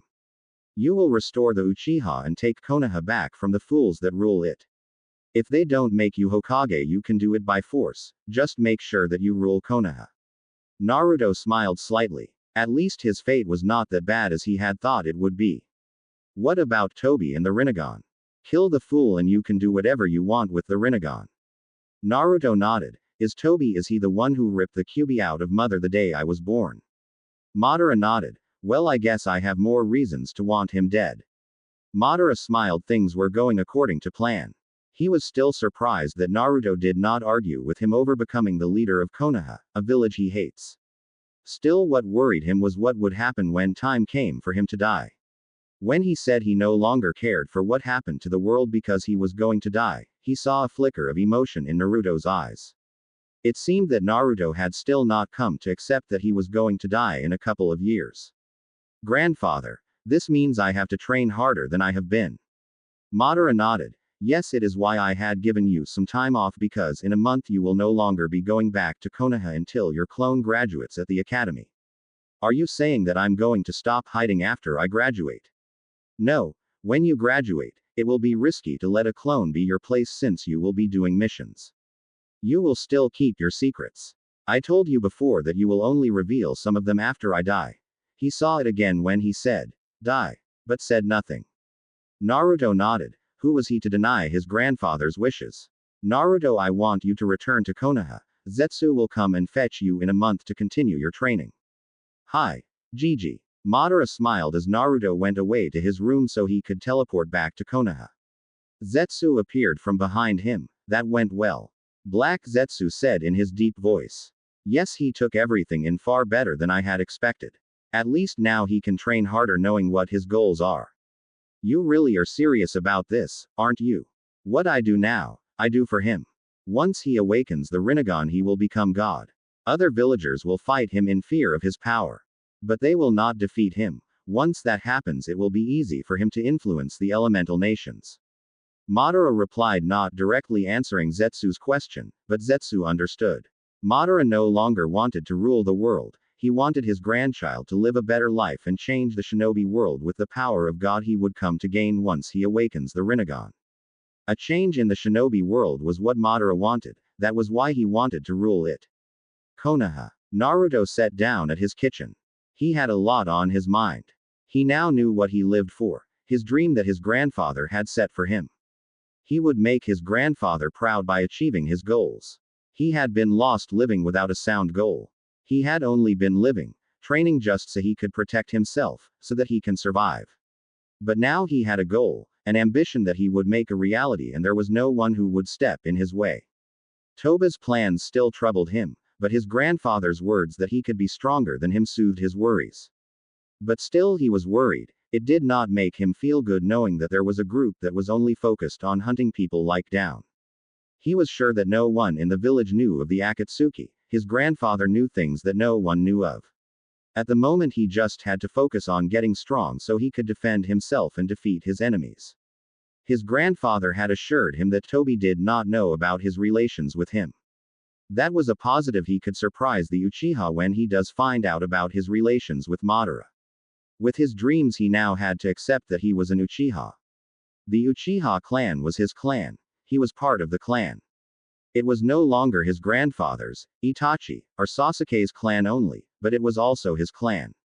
He was one of the few remaining Uchihas in the world. Thinking of it, Naruto smiled. It meant that he was going to have to use Uchiha as his name. He would drop Uzumaki and use Uchiha only. He did not have to use that cursed Namikaze's name, which was a good thing for him. Uchiha Naruto, he thought with a smile. The villagers were going to surely die when they come to find out that he was an Uchiha. He could almost see the looks on their faces when they hear of it. Even when he hated his father, he would let the village know that Namikaze was his father just to make them feel worse about themselves. He could almost see them begging for forgiveness, not that he would care about their apologies. He would just let them know of his heritage just to see that look on their faces. It would be priceless. Even his grandfather would laugh. Uchiha and Namikaze were already taken off. What was left was Uzumaki. It was the only thing that he had left of his mother. She was never seen as a hero, nor was her name written anywhere. She had been made non-existent. He would correct that, in time. Naruto was brought out of his thoughts when he heard a knock on the door. He figured it was the Sandaime. He had been expecting the old man for his monthly visits. He went to open the door and led the old man back to the kitchen. The Sandaime smiled softly while he took a sit. "It's good to you again, my boy." Naruto smiled and nodded. "It's good to see you too, Gigi. I'm glad you are still lively as always. I brought you your allowance," he said, giving Naruto an envelope. Naruto took it with a wide grin. "How are things at the academy? Are your senseis still sabotaging your academics?" Naruto shook his head. "Iruka-sensei no longer glares at me, and sometimes he even smiles at me." Naruto replied. He was surprised when the Chunin stopped glaring at him and started being nice to him. He was no longer kicked out of the academy. Iruka would even go as far as to have him woken up should he be sleeping inside the class, just so that he could listen to the lecture. Although he had been able to see traces of hatred at the Chunin's eyes, he knew that the Chunin was trying to get over his hatred, not hide it. The Sandaime smiled brightly upon hearing Naruto's answer. "Good, I expect you to get room result now that your sensei is being fair with you." Naruto grinned. He had expected the Sandaime to say something like that. "I will try my best, Gigi." Sarutobi smiled, getting up. "I will hear from Iruka about your progress. I will be going now. I have some paperwork to finish." Naruto nodded. "Goodbye, Gigi." The Sandaime walked away, leaving Naruto alone. The Sandaime spoke Iruka's sensei like he was familiar with it. He guessed the Sandaime was responsible for the Chunin teacher's change of heart. The old man, despite his lies, never stopped trying to make his life better. Unknown location. Naruto walked inside his grandfather's hideout with his Sharingan activated. A month had passed and he had returned to continue with his training. His grandfather was waiting for him beside Zetsu. Naruto stopped in front of them. "Let's get going," Madara said, walking away. Naruto followed behind with Zetsu. A forehead protector. It symbolizes that one is a shinobi of a village. Each shinobi village has its own hite-8. Once one wears it, it shows where one's loyalties lie. Naruto held the forehead protector with his right hand. He had been given it after passing the academy exam. His passing was a surprise to everyone in his class. Even the senseis seemed surprised that he had passed. No one had thought that he was going to pass the exams. He was the dead last after all. So it was expected for the dead last to be the one that fails the exam that everyone passes. Naruto did enough to pass the exam. He did not have to fail since everyone his age was going to pass. He had already spent too much time in the academy. It was time to get out of the academy and become a shinobi. It had been just a day now since he got the forehead protector. The Sandaime had been pleased upon knowing that Naruto had succeeded in becoming a genin. Naruto saw it in the old man's eyes, the proud smile he had on his face. Anyone who had looked at the old man that day would have seen that he was truly happy. Naruto had never seen the old man give him a proud smile like that before. Naruto had returned today from his training. His grandfather had told him to come back to the village and replace with the clone. It was no longer needed. They had planned to dispel it after the graduation. He had also told Naruto to return after he had done so. In 6 days they would be meeting their senseis. They were already assigned to their teams. Naruto was placed in Team 7 along with Uchiha Sasuke and Haruno Sakura. They had said that Naruto was placed on the team to balance the scales. Sasuke and Sakura were top students and Naruto was the dead last. He made a perfect member of the team. They were not yet informed of their sensei's name. They would meet them in 7 days at the academy. Naruto placed the forehead protector on his forehead. He looked at himself and smiled at himself. It felt good to wear the forehead protector. Wearing it meant that he would have more things to do now. No longer would he be worried about training only, he would also have to place missions and team meetings into his daily activities. Right now he needed to meet with his grandfather. Madara had made it clear that he came back to the hideout after dispelling the clone and taking the forehead protector. He did not want to make his grandfather wait any longer. He entered his bathroom and placed his hand on the floor next to his mirror. A seal appeared on the floor. Naruto bit his thumb, letting blood leak. He wiped the blood on the seal and then disappeared. Unknown location. Madara held his gunbai with both his hands. He looked at it, remembering the good days when he was still at his prime. Remembering those days made him wish he was young again. He wanted to give the gunbai to Naruto as a gift for becoming a shinobi. It would also prove useful in future battles. He had used it many times when he fought, thus he knew its value. He also wanted Naruto be like him. Wielding a gunbai made Naruto like him.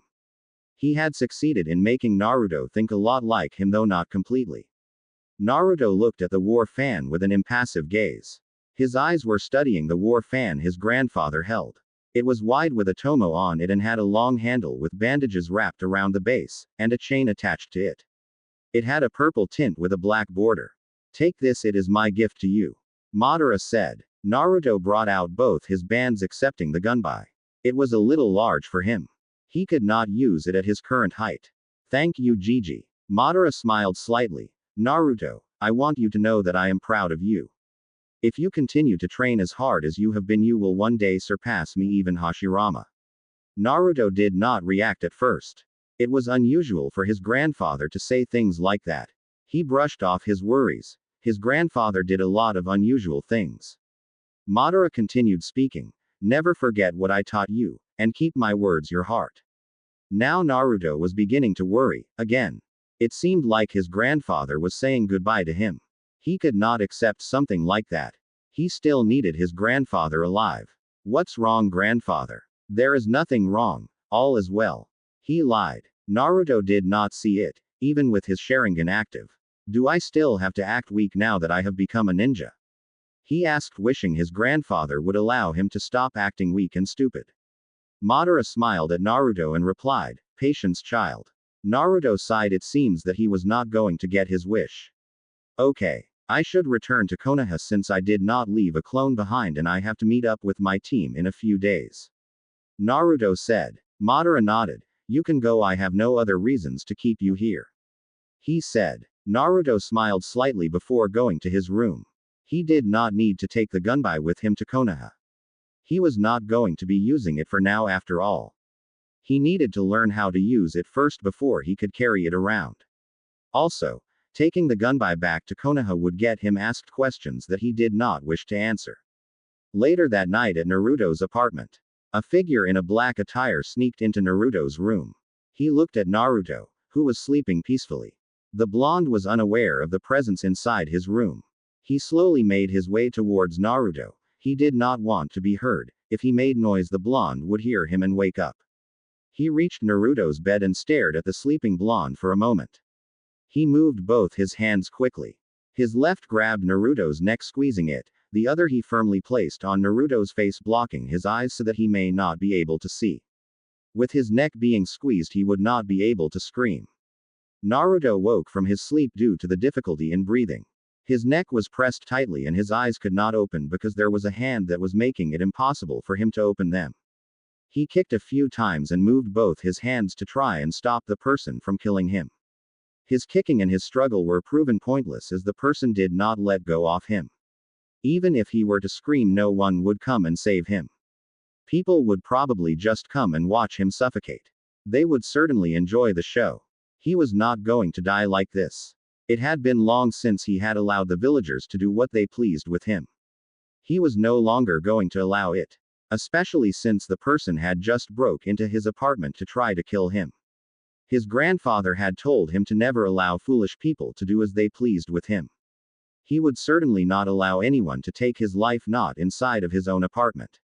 He was too young to die and he still had dreams that needed to be achieved. He could not die and leave his grandfather alone. Naruto reached under his pillow while struggling to get loose from the tight grip on his neck. His eyes could not see. He took a kunai under his pillow and held it firmly. Because he could not see with his eyes, he relied on his other senses to try and stab the person on his shoulder so that the person could loosen up the grip on his neck. He moved the kunai quickly and felt it connect with something. The contact gave him the assurance that he had stabbed his attacker. The hands pressing him down the bed no longer had the power they had. He was able to get loose from the grip. He opened up his eyes and looked at his attacker. Naruto sat frozen on his bed looking at his attacker. His attacker was now falling down because of the wound on his neck. The blood leaked out even though the kunai that pierced him was still in his neck. Naruto was still frozen when his attacker hit the floor with a thud. Grandfather. He managed to stutter out at his grandfather.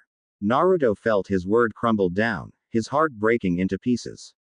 Tears started to wet his cheeks as he cried in regret. He had committed the greatest sin he could have ever do. He had killed his own grandfather.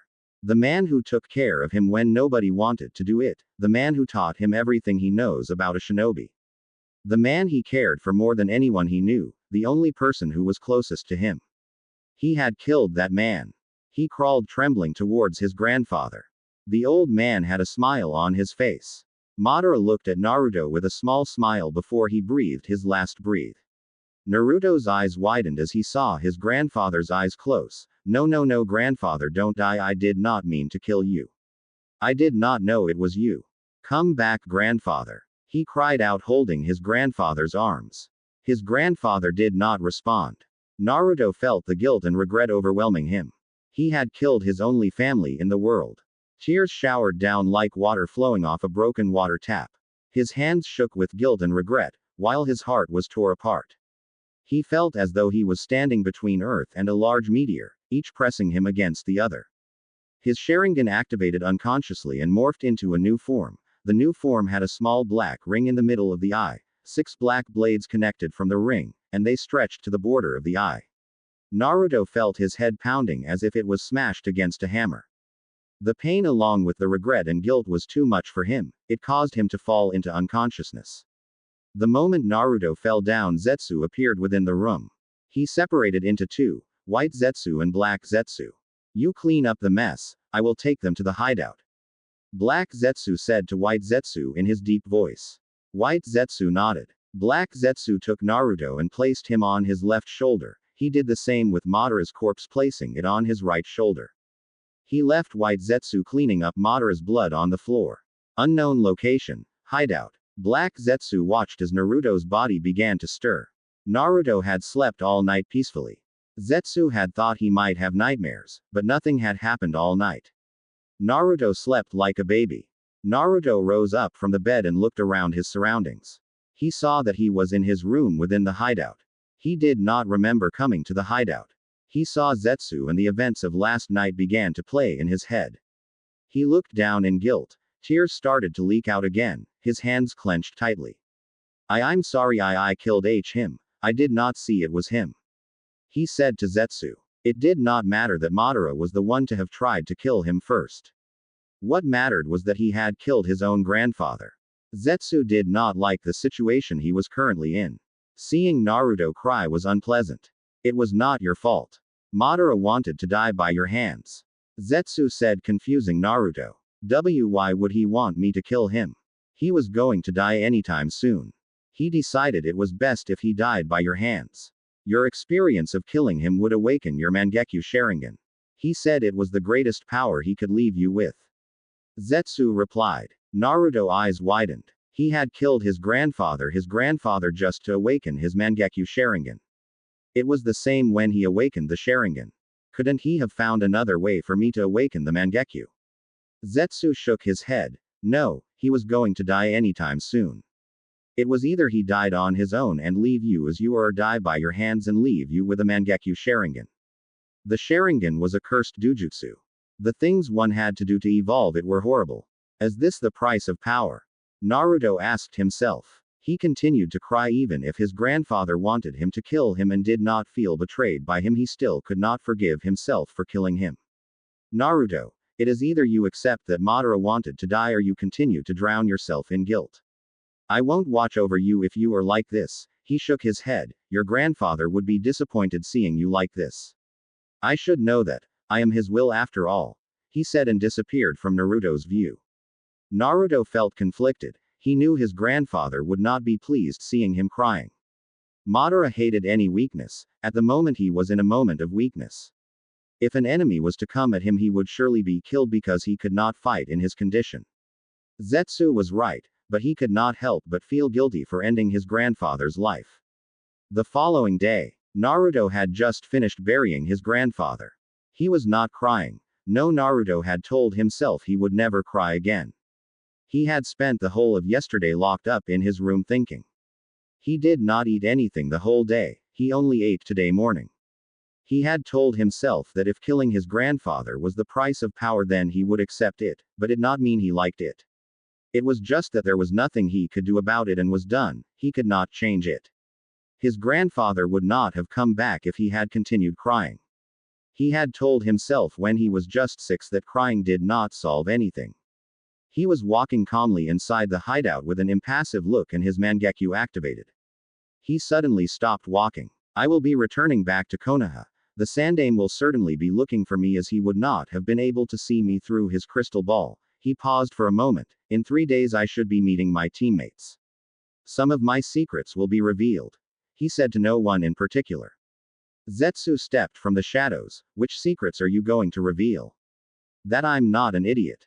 I will release the genjutsu Madara placed around me and some of my power. But my Kekkei Genkais and full power will remain hidden for now. He said, walking away. Zetsu nodded and disappeared. He was a little surprised that Naruto called his grandfather by his name. He had always called him grandfather, never Madara. He guessed it was because Madara was dead now, and the manner in which he died. Naruto was not going to reveal his Dujutsu and his Mokuden bloodline. It was still going to be fun for Zetsu watching the looks on Konoha's face when it realizes that Naruto was not an idiot it thought he was. A few days later, Academy. The whole class was quiet. No one was saying anything, they all just looked at single person. Some looked at him with wide eyes, some in disbelief, one with indifference. They were speaking within their thoughts because they were seeing was something that they thought they could never see, and something that they thought could never happen. The subject of their thoughts was Uzumaki Naruto. Naruto was not in his kill me orange jumpsuit. He was different, he looked different. No more was the foxy grin that had always been ever present on his features. Naruto was wearing a black long-sleeved shirt with a red Uzumaki swirl in his front and back. The one on the back was small, but the one in the front was large, it covered his chest. He also wore black shinobi pants, black shinobi boots and black gloves, each with an Uzumaki swirl at the back of his hand. His blonde hair was long, they reached his shoulders, and 2 large bangs covered a bit of his face. The bang on his right made his eye barely visible. Naruto had not cut his hair ever since he was 7. He let his hair grow for 6 long years. He wanted them to be like Madara's when he grew older. Naruto's whisker marks were still there on his cheeks, but seemed to be disappearing. His face looked mature and his eyes were devoid of any emotion. A minute passed and everyone got over their shock. Is that Naruto? A random girl asked, still in disbelief. Yes, that's him, and he looks kind of hot. A Sasuke Uchiha fangirl did not like hearing that. He might have changed his clothes, but he is still a dead last. Who cares if he is the dead last? He graduated and what matters most is that he is hot. Maybe, but he is not as hot as Sasuke-kun. That might be true, but it does not change the fact that he is hot and you just admitted it. The Uchiha fangirl huffed and looked away. Today they would not be meeting with Iruka. He had already given his final speech the day he announced the teams. They were told to come here and their Jonin senseis would come and fetch them. A few moments later the doors opened. A group of Jonins walked inside class. When they all saw him they eyed him suspiciously and curiously. The Naruto they all knew was not like that. They did not dwell on it though, they went on to collect their students. Only 2 Jonins interested Naruto because they had genins he was familiar with as their students. Asuma Sarutobi, the son of the Sandaime Hokage, Hiruzen Sarutobi. His team was Team 9. It consisted of Ino Yamanaka, Akamichi Choji, and Nara Shikamaru. The 3 were friends, so Naruto was not surprised that they were grouped together. He knew that Shikamaru would be the brains of the team, Choji the muscle of the team. He could not figure out what use Ino would be for the team since the girl showed no ninja skills. Well, her clan techniques could be quite useful if she did learn them. As far as he knew, the girl did not train at all. Yuhi Kurenai, Konoha's genjutsu mistress. She was the Jonin sensei of Team 8. The team was composed of Hyuga Hinata, Inuzuka Kiba, and Aburame Shino. Trackers. Naruto thought looking at the team. Inuzuka were tracking specialist in Konoha. Their noses were blessed in tracking a person's scent. Hinata with her Byakugan could be useful in the fronts since the Byakugan could see through anything. Shino could also operate like Kiba with his Kinkai. The class cleared and Team 7 was left alone in the class. They waited for more than 2 hours for their sensei to arrive. Naruto did not like the time it was taking for the Jonin of Team 7 to arrive. He was displeased. He did not like people who wasted his time. Team 7's Jonin was wasting his time by being late. 2 hours was a bit too much for Naruto to tolerate. Over the time Sasuke had been stealing glances at Naruto, who had been quiet ever since he entered the class. Sasuke was curious about the changes in Naruto, but his pride stood in the way of asking about it or displaying his curiosity. Sakura was being Sakura, though she never did try to say anything to Naruto. It was because of the emotionless look on Naruto's face. It was different from Sasuke's. With Naruto's she was not used to it and it gave her a bad vibe every time she looked at Naruto. Her focus was on trying to impress Sasuke. As always, Sasuke ignored her attempts. A few minutes and a man with spiky silver hair, a mask that covered most of his face, the only part not covered was around his right eye. He held a small orange book on his hand, and had a bored expression on his face.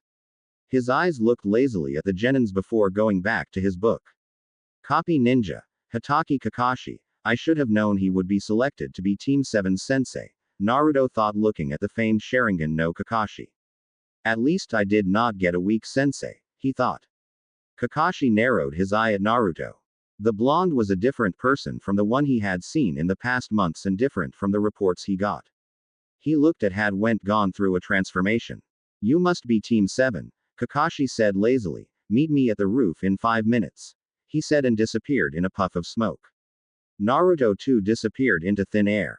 Sasuke stared at where Naruto had been sitting before clenching his fists. He walked away with Sakura following him behind with a confused look on her face. She was confused because Sasuke seemed angry at something. She could only guess it was because Naruto had just disappeared into thin air. But she questioned herself as she could not understand how it would make Sasuke angry. Roof. Kakashi looked at Naruto curiously. This was certainly not the Naruto he was expecting to see. What surprised him the most was that Naruto appeared at the roof just after he did. He could not have done it with pure speed, he had used a Shunshin. It surprised him because Naruto was not supposed to be able to do that kind of jutsu. The jutsu was a Chunin level jutsu. From what he had heard, Naruto had struggled to even do the Bunshin no jutsu. He shrugged off his thoughts when he saw the rest of his team appear. He looked at them lazily. Sakura seemed out of breath, while Sasuke, well, was Sasuke. Looking at Sakura, Kakashi could tell that the girl lacked physical training, meaning she was physically weak. By the looks of things, it seemed that the girl did not train at all if she lost her breath by climbing a few stairs. Sasuke looked at Naruto for a moment before going to take a sit beside the blonde. Naruto did not spare Sasuke a glance, he just sat there as if Sasuke was not there, something which seemed to trouble him greatly. He hated being ignored, especially by Adobe. Kakashi never took his eyes off his book as he spoke. Alright, now that everyone is here, I want you to introduce yourself by telling us your name, likes and dislikes, he said in a bored tone. Sakura did not seem to get it. Sensei, why don't you go first to give us an example on how we should introduce ourselves? Kakashi took his eye of his book and stared at the girl for a moment. She was supposed to be smart. He could not understand why she would say something like that. He did say how they were supposed to introduce themselves. He sighed. I am Hitaki Kakashi. I have no intentions of telling me my likes and dislikes. As for my dream, I have a few hobbies. He introduced himself, his eye off Sakura and back on his book again. All he gave us was his name, two of the genins thought with a sweat drop. Naruto gave no reaction to it, he just stared impassively into the blue sky. You are next, Kakashi said, looking at Sakura. Sakura nodded. Hi, I'm Haruno Sakura. My likes are. She looked at Sasuke with a blush. My dreams are. She looks at Sasuke again with a blush and a soft giggle. Sasuke ignored her. He just went on with his brooding. My dislikes are Ino Pig and. She paused for a moment looking at Naruto. She sighed in relief when she saw that he was not looking at her. His impassive face kind of scared her, but since he was not looking, she could say whatever she wants. Naruto baka, she said loudly. Naruto ignored her. He could care less if the girl hated him or liked him. It did not matter either way, she was weak and useless. Kakashi looked at her with a raised brow. Fangirl, he thought with a sweat drop. Things were going to be rough for him with Team 7. He hated dealing with fangirls, they annoyed him. Especially since they did not take their ninja careers but rather spent their time trying to look good. He looked at Sasuke. You are next. My name is Uchiha Sasuke. I hate a lot of things and I don't particularly like anything.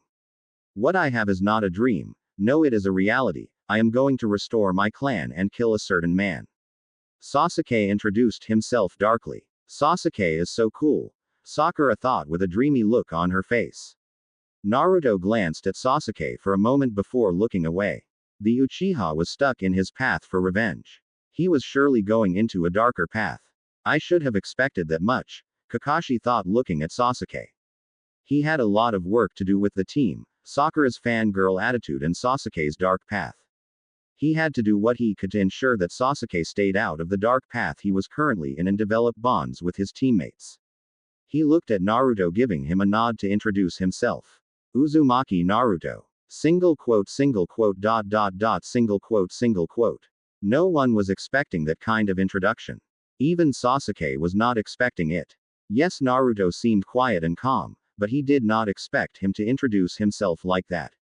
Sakura was kind of fuming, thinking that Naruto was trying to be cool. She did not like anyone trying to be better than Sasuke. Even the Sandaime almost fell off his chair within his office as he was watching the meeting with his crystal ball.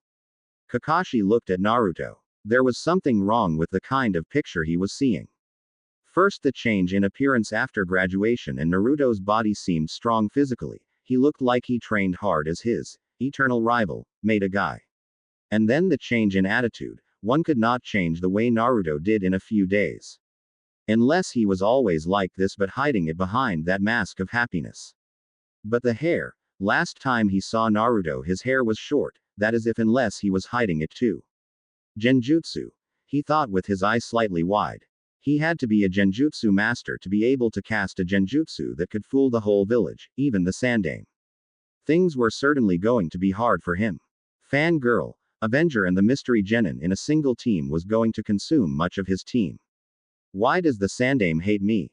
He thought to himself. He sighed and looked at the academy graduates. Now that we are done with the introductions, tomorrow we are going to be doing a survival test. There are too many graduates this year, thus we will do the tests to determine those are ready to be genins. Out of the 27 academy graduates, only 9 will become genin and the rest will be sent back to the academy.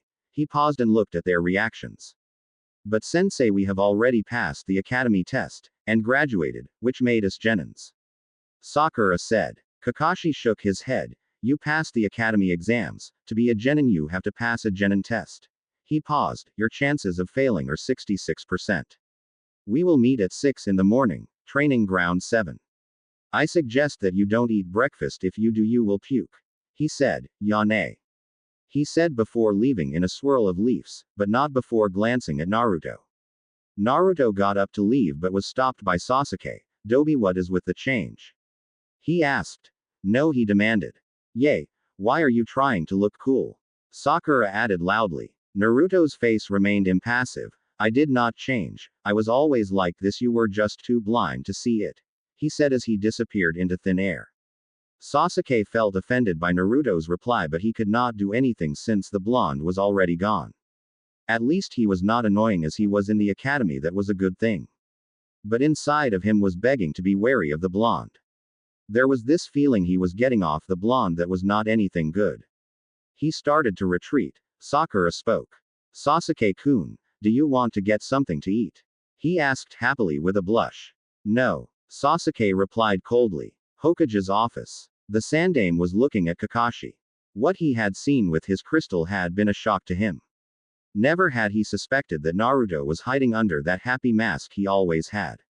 But what troubled him were the physical changes in Naruto's body. The only word that came to his mind when he saw the blonde was genjutsu. That word alone troubled him greatly. If Naruto was able to hide in a genjutsu while he was around him, meant that he had to be a master of the art. He was not just a kage, he could detect even S-rank genjutsus. But he could not detect that Naruto had a genjutsu placed around him that he or anyone in the village could not detect. It troubled him greatly. I'm guessing you saw everything. Kakashi said. The Sandaime nodded. Yes, and it troubles me. Kakashi nodded. I never thought I'd see him like that. With the way he currently looks at the moment, he looks exactly like his father. You have to know that not everyone in the village is ignorant. They will start to suspect that he might be related to the Yondaime. Yes, but let us just be grateful that the majority of the village would never think something like that because they are consumed by hatred. The Sandaime said. You did tell me that I was not supposed to fail the team tomorrow. This means that he will go out of the village. Once Iwa sees him, they will think he is the Yondaime's son. Anyone who thinks logically will be able to tell. The Sandaime nodded. For now we won't do anything. But bring Naruto to me after the test after you see his skill level. Hi Hokage-sama, Kakashi said before disappearing from the office. The Hokage leaned back to his chair. He was definitely getting too old to be dealing with this kind of issues. His most fear was what Naruto might know. He would have a lot to deal with if Naruto did know things he was supposed to be the one to tell him. He just hoped that Naruto was not hiding more things that would be a threat to the village. Training Ground 7. Naruto was relaxing on a tree branch. He had arrived at the training ground before anyone did. He did not want to listen to Sakura's voice, thus he chose to relax on the tree. His teammates could no sense him. They were no good at sensing chakra and he was good at hiding his chakra signature. Someone like Kakashi would be able to detect him. His teammates had arrived just after he had. Sakura took the time she was alone with Sasuke as an opportunity to impress him. Thus she was fawning over him. Sasuke was blissfully ignoring her. Zetsu's head appeared from the tree. Naruto looked at him. Do you have something to tell me? No. Zetsu replied. So you were bored then? You no longer have Madara to converse with. Zetsu just nodded. How goes the information gathering? It has been rather difficult lately. I have not been able to find anything useful. He said. I'm curious, which of your skills are you going to show today? Taijutsu. I have trained in taijutsu ever since I was 7. It is my best option. I can fight without looking weak with just taijutsu. I will not be using any ninjutsu, for now that is. Naruto responded. Taijutsu was a good option for him since he would have to answer fewer questions.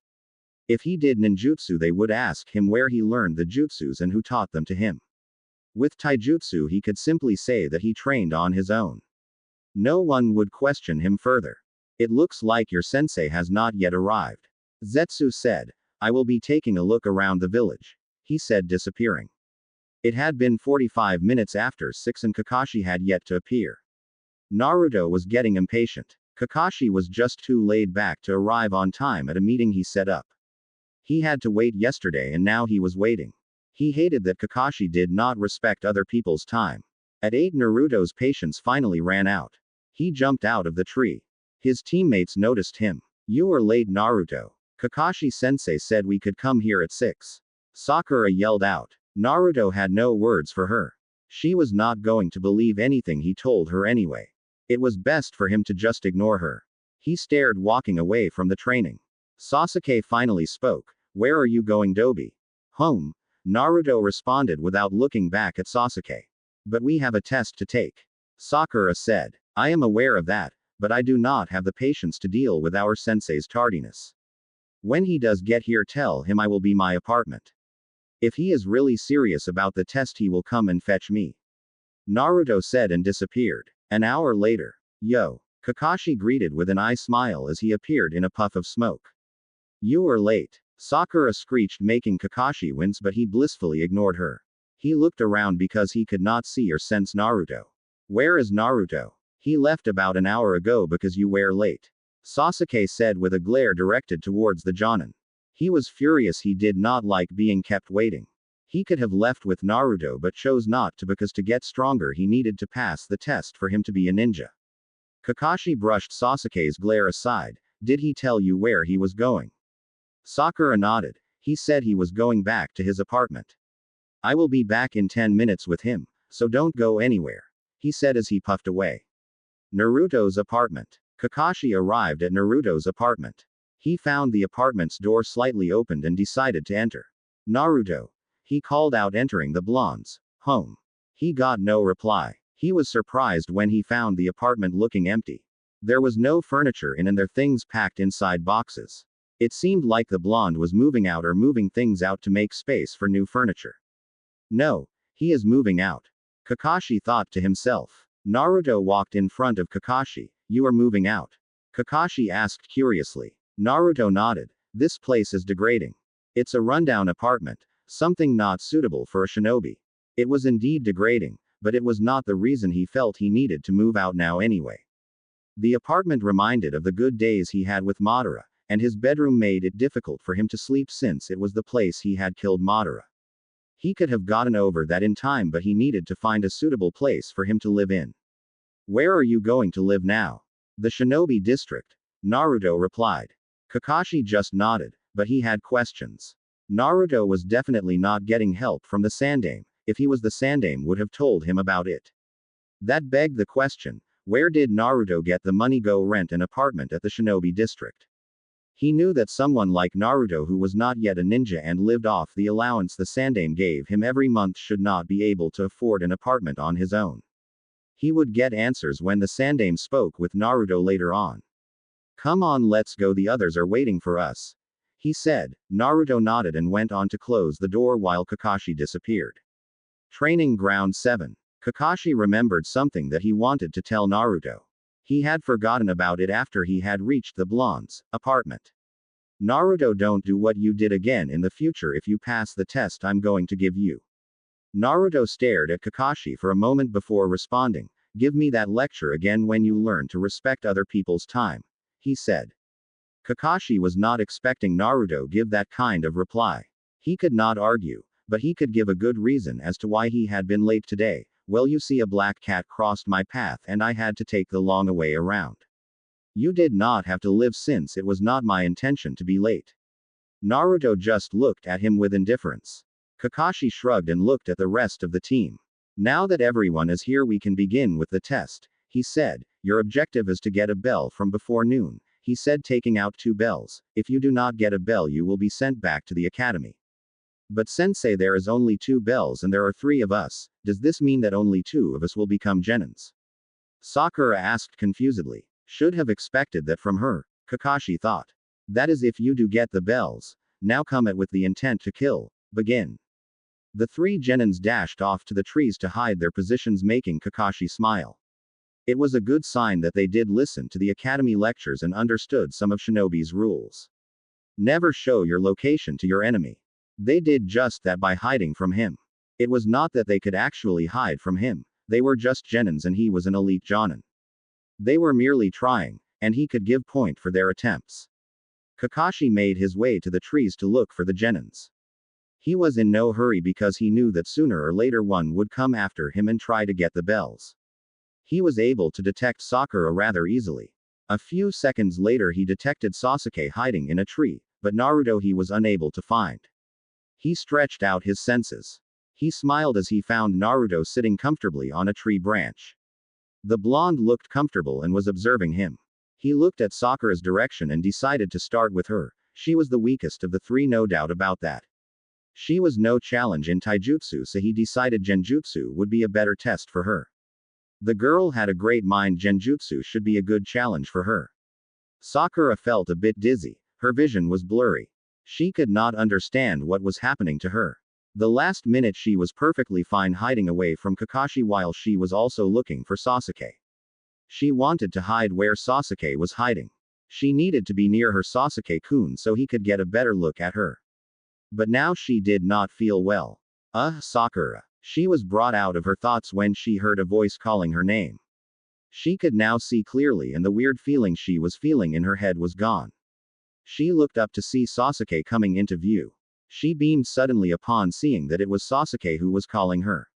Help me. Sakura looked closely at her Sasuke-kun. Her eyes opened wide as she watched Sasuke struggle his way towards her, the horror. His body was battered and bruised, it was also pierced with several kunais.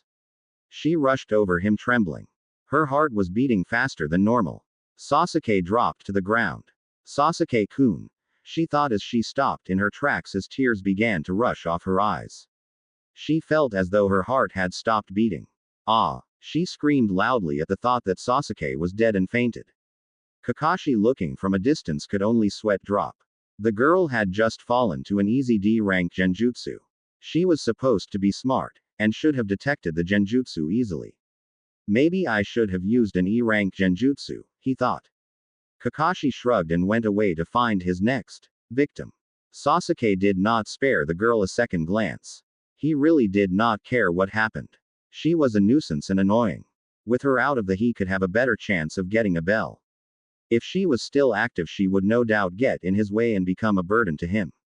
He wanted to get the bell and pass the test. His quest could only be fulfilled if he became a shinobi. No one was going to stand in the way of his quest. Pathetic. Naruto thought looking at the fallen girl. It was clear that the girl was caught in a simple genjutsu that she had been unable to detect. Naruto could only guess what the girl had seen to make her faint. Whatever it was, it had something to do with Sasuke. Sakura was not fit to be a ninja. She was book smart, but that did not make a shinobi. Skills and dedication made a ninja. Sakura had none. All she cared for was looking good in the eyes of her Sasuke-kun. If the girl ended up being a genin with her current mindset, she would certainly become killed in her first mission if her teammates don't carry her over their shoulders. Naruto jumped off the tree he was in and made his way towards Kakashi.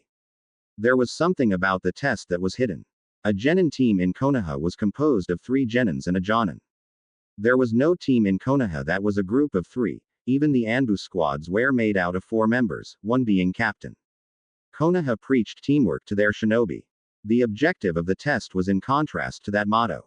Despite them not being an official team, they were still a team and fighting for themselves to get the bell did not promote teamwork.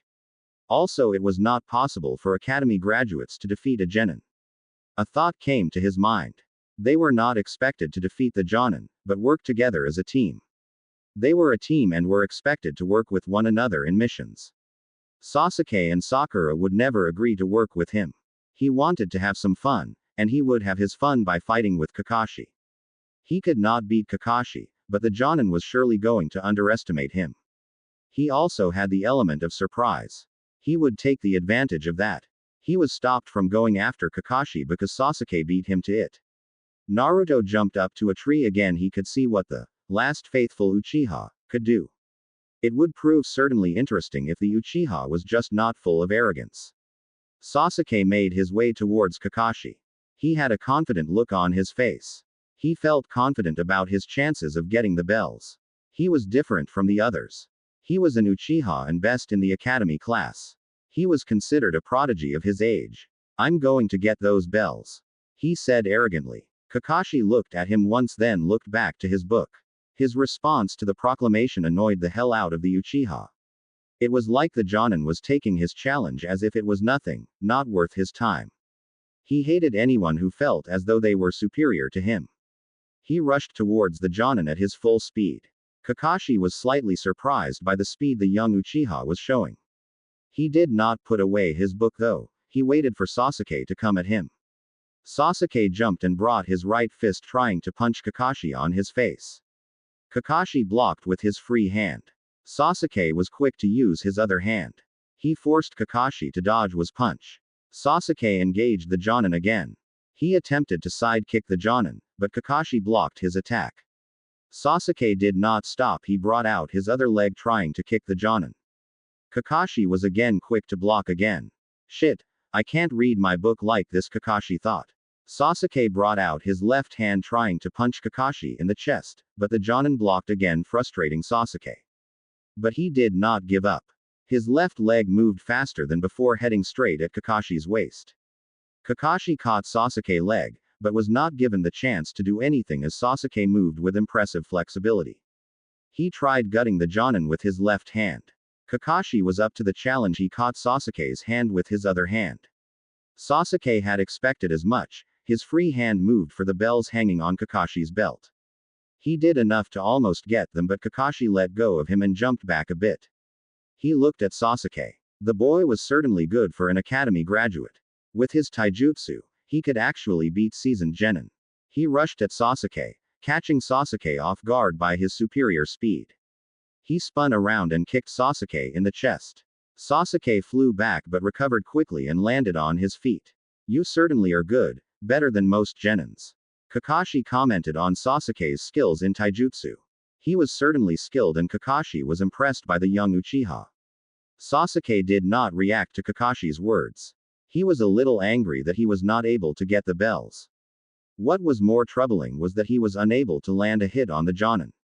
Jonins were really strong, they were unlike any other shinobi. But he still had an ace in his pocket. He smirked and inhaled large amounts of wind. He held his hands together near his mouth as he muttered his jutsu. Fire release. Great fireball no jutsu. He breathed out a large fireball that sped toward Kakashi. This was ace. The Jonin would have been expecting him to do that. He would certainly burn the Jonin with his jutsu and get the bells. Kakashi had wide eyes as he looked at the jutsu. An academy graduate should not have that much chakra to do that jutsu, he thought. It was a surprise to him that Sasuke could do the jutsu at such a young age. He quickly replaced himself with a log to avoid him being burned. Sasuke smirked in victory seeing his sensei burned. He ended his jutsu. He looked at where Kakashi was standing to see a banned log. Replacement, he thought as he gritted his teeth. Earth release. Projection fish style no jutsu. Kakashi did his jutsu while he was underground. He pulled Sasuke to the ground. Sasuke cursed as he felt his feet being dragged down the ground. He was unable to stop being dragged into the pit. Kakashi got out from the ground and appeared in front of the buried Uchiha. Sasuke was buried with only his head being the only part of his body left on the surface. He glared at Kakashi angrily. Get me out of here, he demanded. He felt embarrassed by being caught so easily. He was stuck in the pit and could not move his feet or legs. Sasuke-kun. A screeching voice of Sakura stopped Kakashi from responding. Kakashi looked at the pink-haired girl wondering when she had woken up. Sakura ran towards Sasuke. Sasuke-kun. She cried out trying to pull Sasuke from the pit. She was unable to do anything, as she was weak to do anything to begin with. Kakashi just watched the girl struggle, his face showing a bit of amusement at what his eye was seeing. Sakura got up tiredly and glared at Kakashi. Kakashi-sensei, get Sasuke-kun out of here now. She yelled at her sensei. Kakashi raised a brow. He did not think that the girl could be capable to doing something like that, standing up for Sasuke even if it was against someone stronger than both of them. She could not do anything to him, but here she was demanding that he pull Sasuke from the ground. Sakura saw that Kakashi was not going to do anything and sighed dejectedly. She sat down next to Sasuke. Don't worry Sasuke-kun, I will get you out of here, she said, trying to make Sasuke happy. Sasuke did not bother to look at the girl, he just continued glaring daggers at Kakashi, who blissfully ignored all the daggers. Kakashi realized that one of the genins was missing. Naruto was watching from afar. Sasuke was not that bad for a genin, but he expected to see more from an Uchiha. He jumped from the tree and walked calmly towards the others. Kakashi noticed him and looked back at the blonde. Naruto still had his impassive gaze on. Sakura was the first to say something. Naruto, come and help me free Sasuke. Naruto ignored her, and looked at Kakashi. He took a taijutsu stance, which Kakashi was similar to the Uchiha interceptor style. Shall we dance, Kakashi-sensei? Naruto said impassively. Kakashi raised a brow but nonetheless continued reading his book. He had taken it out after he had subdued Sasuke. To anyone he might not look like he was ready, but Kakashi was paying attention to Naruto. Naruto disappeared in a burst of speed and appeared in front of Kakashi. Fast? Kakashi thought with wide eyes. He had never seen an academy graduate move that fast, never in his life. He expected Naruto to surprise him, but this was too much for a surprise. Naruto's right hand rushed at Kakashi, but Kakashi was quick to get over his shock, he was fast to react. He blocked the blow. He felt a tiny bit of the power behind the punch. He hits like guy but at a smaller scale, Kakashi thought. Naruto brought out his right leg and attempted to kick Kakashi on his left side. Kakashi raised his knee to block the attack. He quickly put away his book because he now knew he would get embarrassed by a genin if he continued reading the book. Sasuke gritted his teeth in anger. Naruto was moving far faster than he could and seemed better than he was. Kakashi brought his right leg trying to hit Naruto. His foot connected with Naruto's hand. He retrieved his leg and brought it back again at Naruto. This time he spun around for more speed and power. Naruto brought out both his hands to block the attack. The power behind the kick was enough to force him back a feet away from Kakashi. This dance should be entertaining. Naruto said just enough for Kakashi to hear him. Kakashi looked at Naruto straight in his eyes. He seems to be happy, and calls a fight to dance. He must really love the thrill of a good fight, Kakashi said, looking at the blonde. There was no smile, but he could see a bit of excitement in Naruto's eyes. Kakashi got into his own stance. Naruto seemed to be good in taijutsu and his speed was impressive. He had to seriously fight if he was going to evaluate Naruto's strength. Naruto got back into his stance. He knew he could not beat Kakashi, but fighting against someone who could match and surpass your every move was something he could not miss. Both he and Kakashi disappeared from view and clashed in a taijutsu fight. Naruto attempted to kick Kakashi in the face, but Kakashi bended back to avoid being hit. Naruto spun around, balancing himself and not giving Kakashi enough time to attack him. Spinning around, he brought his right foot trying to gut the Jonin. Kakashi caught the blow and held Naruto's foot firmly with both his hands. His right foot moved fast and crashed into Naruto's stomach, sending the blonde flying away. Kakashi did not give Naruto the time to recover. Within seconds he was already in front of Naruto. He attempted a right hook which Naruto was quick enough to block. Naruto jumped away from the Jonin. He rushed at Kakashi again. He tried crashing his foot into Kakashi's ribs, but the Jonin jumped back. Naruto did not stop. He dashed at Kakashi and jumped up. He appeared above Kakashi. His right foot was crashing down with speed and power. Kakashi did not attempt to block. He replaced himself with a log. Naruto's foot connected with the log, breaking it in half. Sasuke was now feeling jealousy towards Naruto. Naruto was faring well against a Jonin, while he could not do anything. He could not even get the Jonin to fight him seriously, but Naruto was able to. Naruto was just a dead last. What could have changed for the blonde to be better? Naruto landed to the ground and stood still. His eyes narrowed to where Kakashi was. The Jonin was within the trees. He disappeared off to the trees. Sasuke and Sakura could not see anything since their teammate and sensei were fighting within the trees. But they could feel that the fight was still going on. A few seconds later both saw their sensei flying back into the clearing. A second later Naruto appeared above the Jonin and attempted to pummel the Jonin to the ground. Kakashi could not dodge but was able to bring out both his hands to block Naruto's punch. The power of the attack was enough to sending Kakashi crashing down the ground even though he had blocked the attack. A small crater was formed where Kakashi had crashed. Naruto jumped away from Kakashi allowing the Jonin to recover. Kakashi got out of the crater and rushed at Naruto in great speed that should make him invincible to a genin. He appeared in front. Naruto was not fast enough to react as Kakashi's fist crashed to his gut making him grunt at the effects of the powerful punch. Kakashi did hand seals and held his hands together close to his mouth doing the same jutsu Sasuke had used on him earlier albeit bigger than Sasuke's. Fire release. Great Fireball no Jutsu. Naruto disappeared fast to avoid being hit by the jutsu. Kakashi ended his jutsu having sensed that Naruto had been able to dodge. Naruto was now a distance away from where he was previously. You are far better than I thought, far better than Sasuke. I don't think there is a genin in Konoha that can beat you. But I must end this now. Kakashi said, but before he could do anything the alarm rang signifying it was noon. Kakashi sighed and motioned for Naruto to follow him to the rest of Team 7. Kakashi freed Sasuke, who could not stop glaring at Naruto with clear jealousy. Naruto had been able to hit a Jonin while he had been unable to. Kakashi gathered them and looked at each of them disappointedly. You did not get the bells, thus you failed the test. Naruto took out both bells from his pocket making Kakashi look at his belt and then at Naruto with wide eyes. When did you get them? The time I pummeled you to the ground, before I jumped back I had already taken the bells. You were too focused on testing my power that you forgot about the test and you were thinking I had no interest in the bells, I just wanted to fight.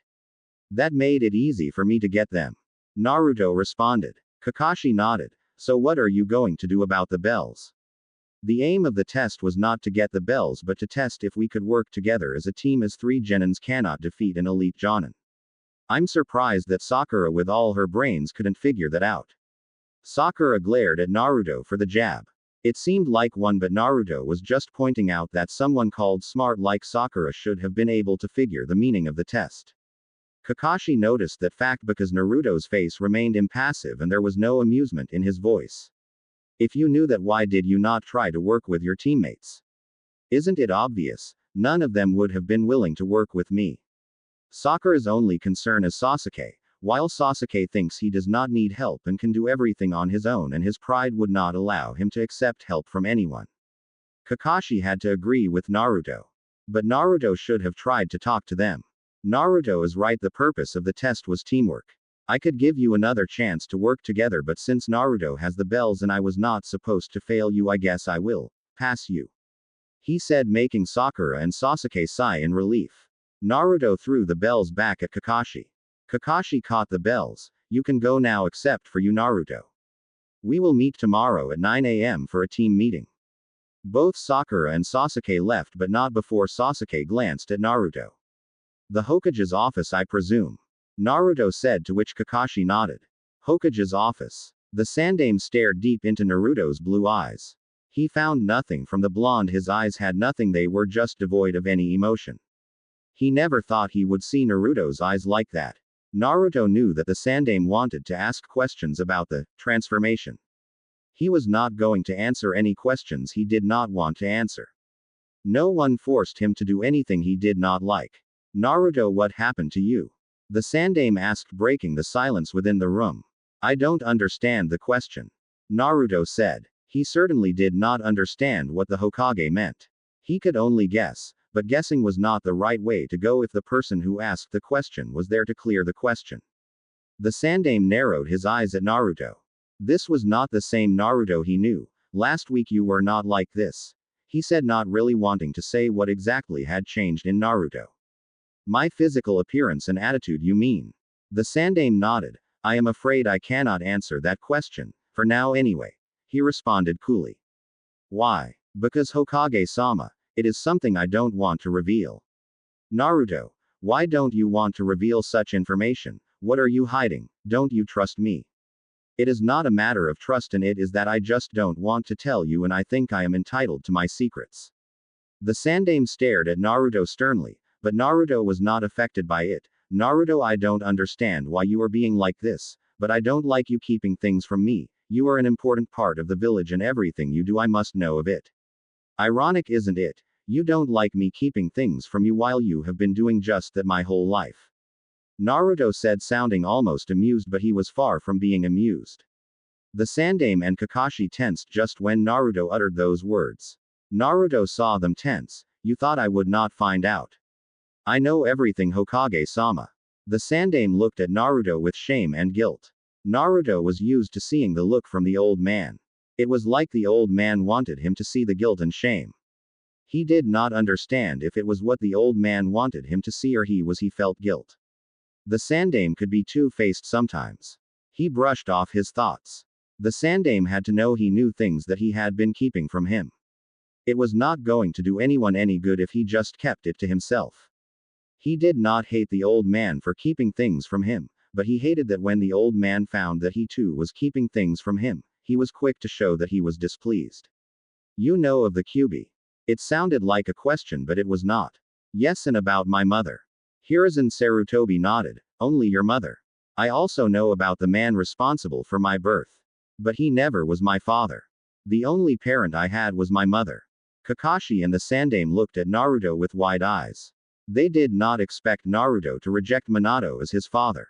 It only meant he hated Minato for sealing the Kyuubi inside of him, condemning him to a life of hatred. Naruto, I'm sorry for not telling you about your parents. Your father had so many enemies, we feared that they would come after you to kill you as you were a namikaze. The Sandaime said sadly. As I said, Minato was not my father. I suggest you don't call him as such. Your reasons are nothing but excuses. You know full well that it was either I was killed by the villagers or the assassins.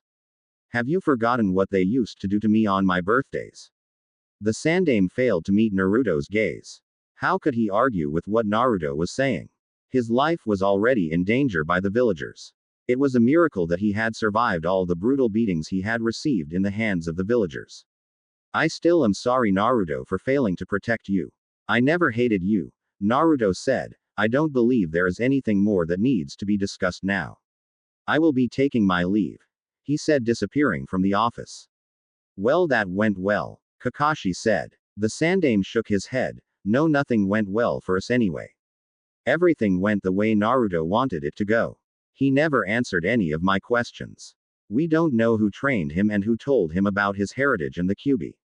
And I believe he has more secrets. You have to keep an eye on him, Kakashi. Find out what he is hiding. Kakashi looked at the Sandaime. I thought you were going to leave it as it is. Won't he tell his secrets when he is ready? Maybe he might, but we cannot wait for that. Naruto was able to fool the whole village, even me, for the past few years. Who knows what kind of secrets he is hiding? You do know that if he finds out that you sent me to spy on him, he might never forgive you. That is something I am willing to accept for the good of the village. The Sandaime replied, lighting up his tobacco pipe. If Naruto was hiding things that could make him a threat to the village, they had to be found out soon. He was also not sure if Naruto was loyal to the village with what he had gone through in his life, and the transformation only made him more suspicious of Naruto. While the two talked, they never noticed a pair of yellow eyes recording their conversation. Shinobi District. Naruto walked calmly inside an apartment block. He was looking for apartment number 38. It was the apartment he had rented and was going to move into. He climbed stairs looking for the apartment until he found it. He entered his new home and breathed in the fresh air within the apartment.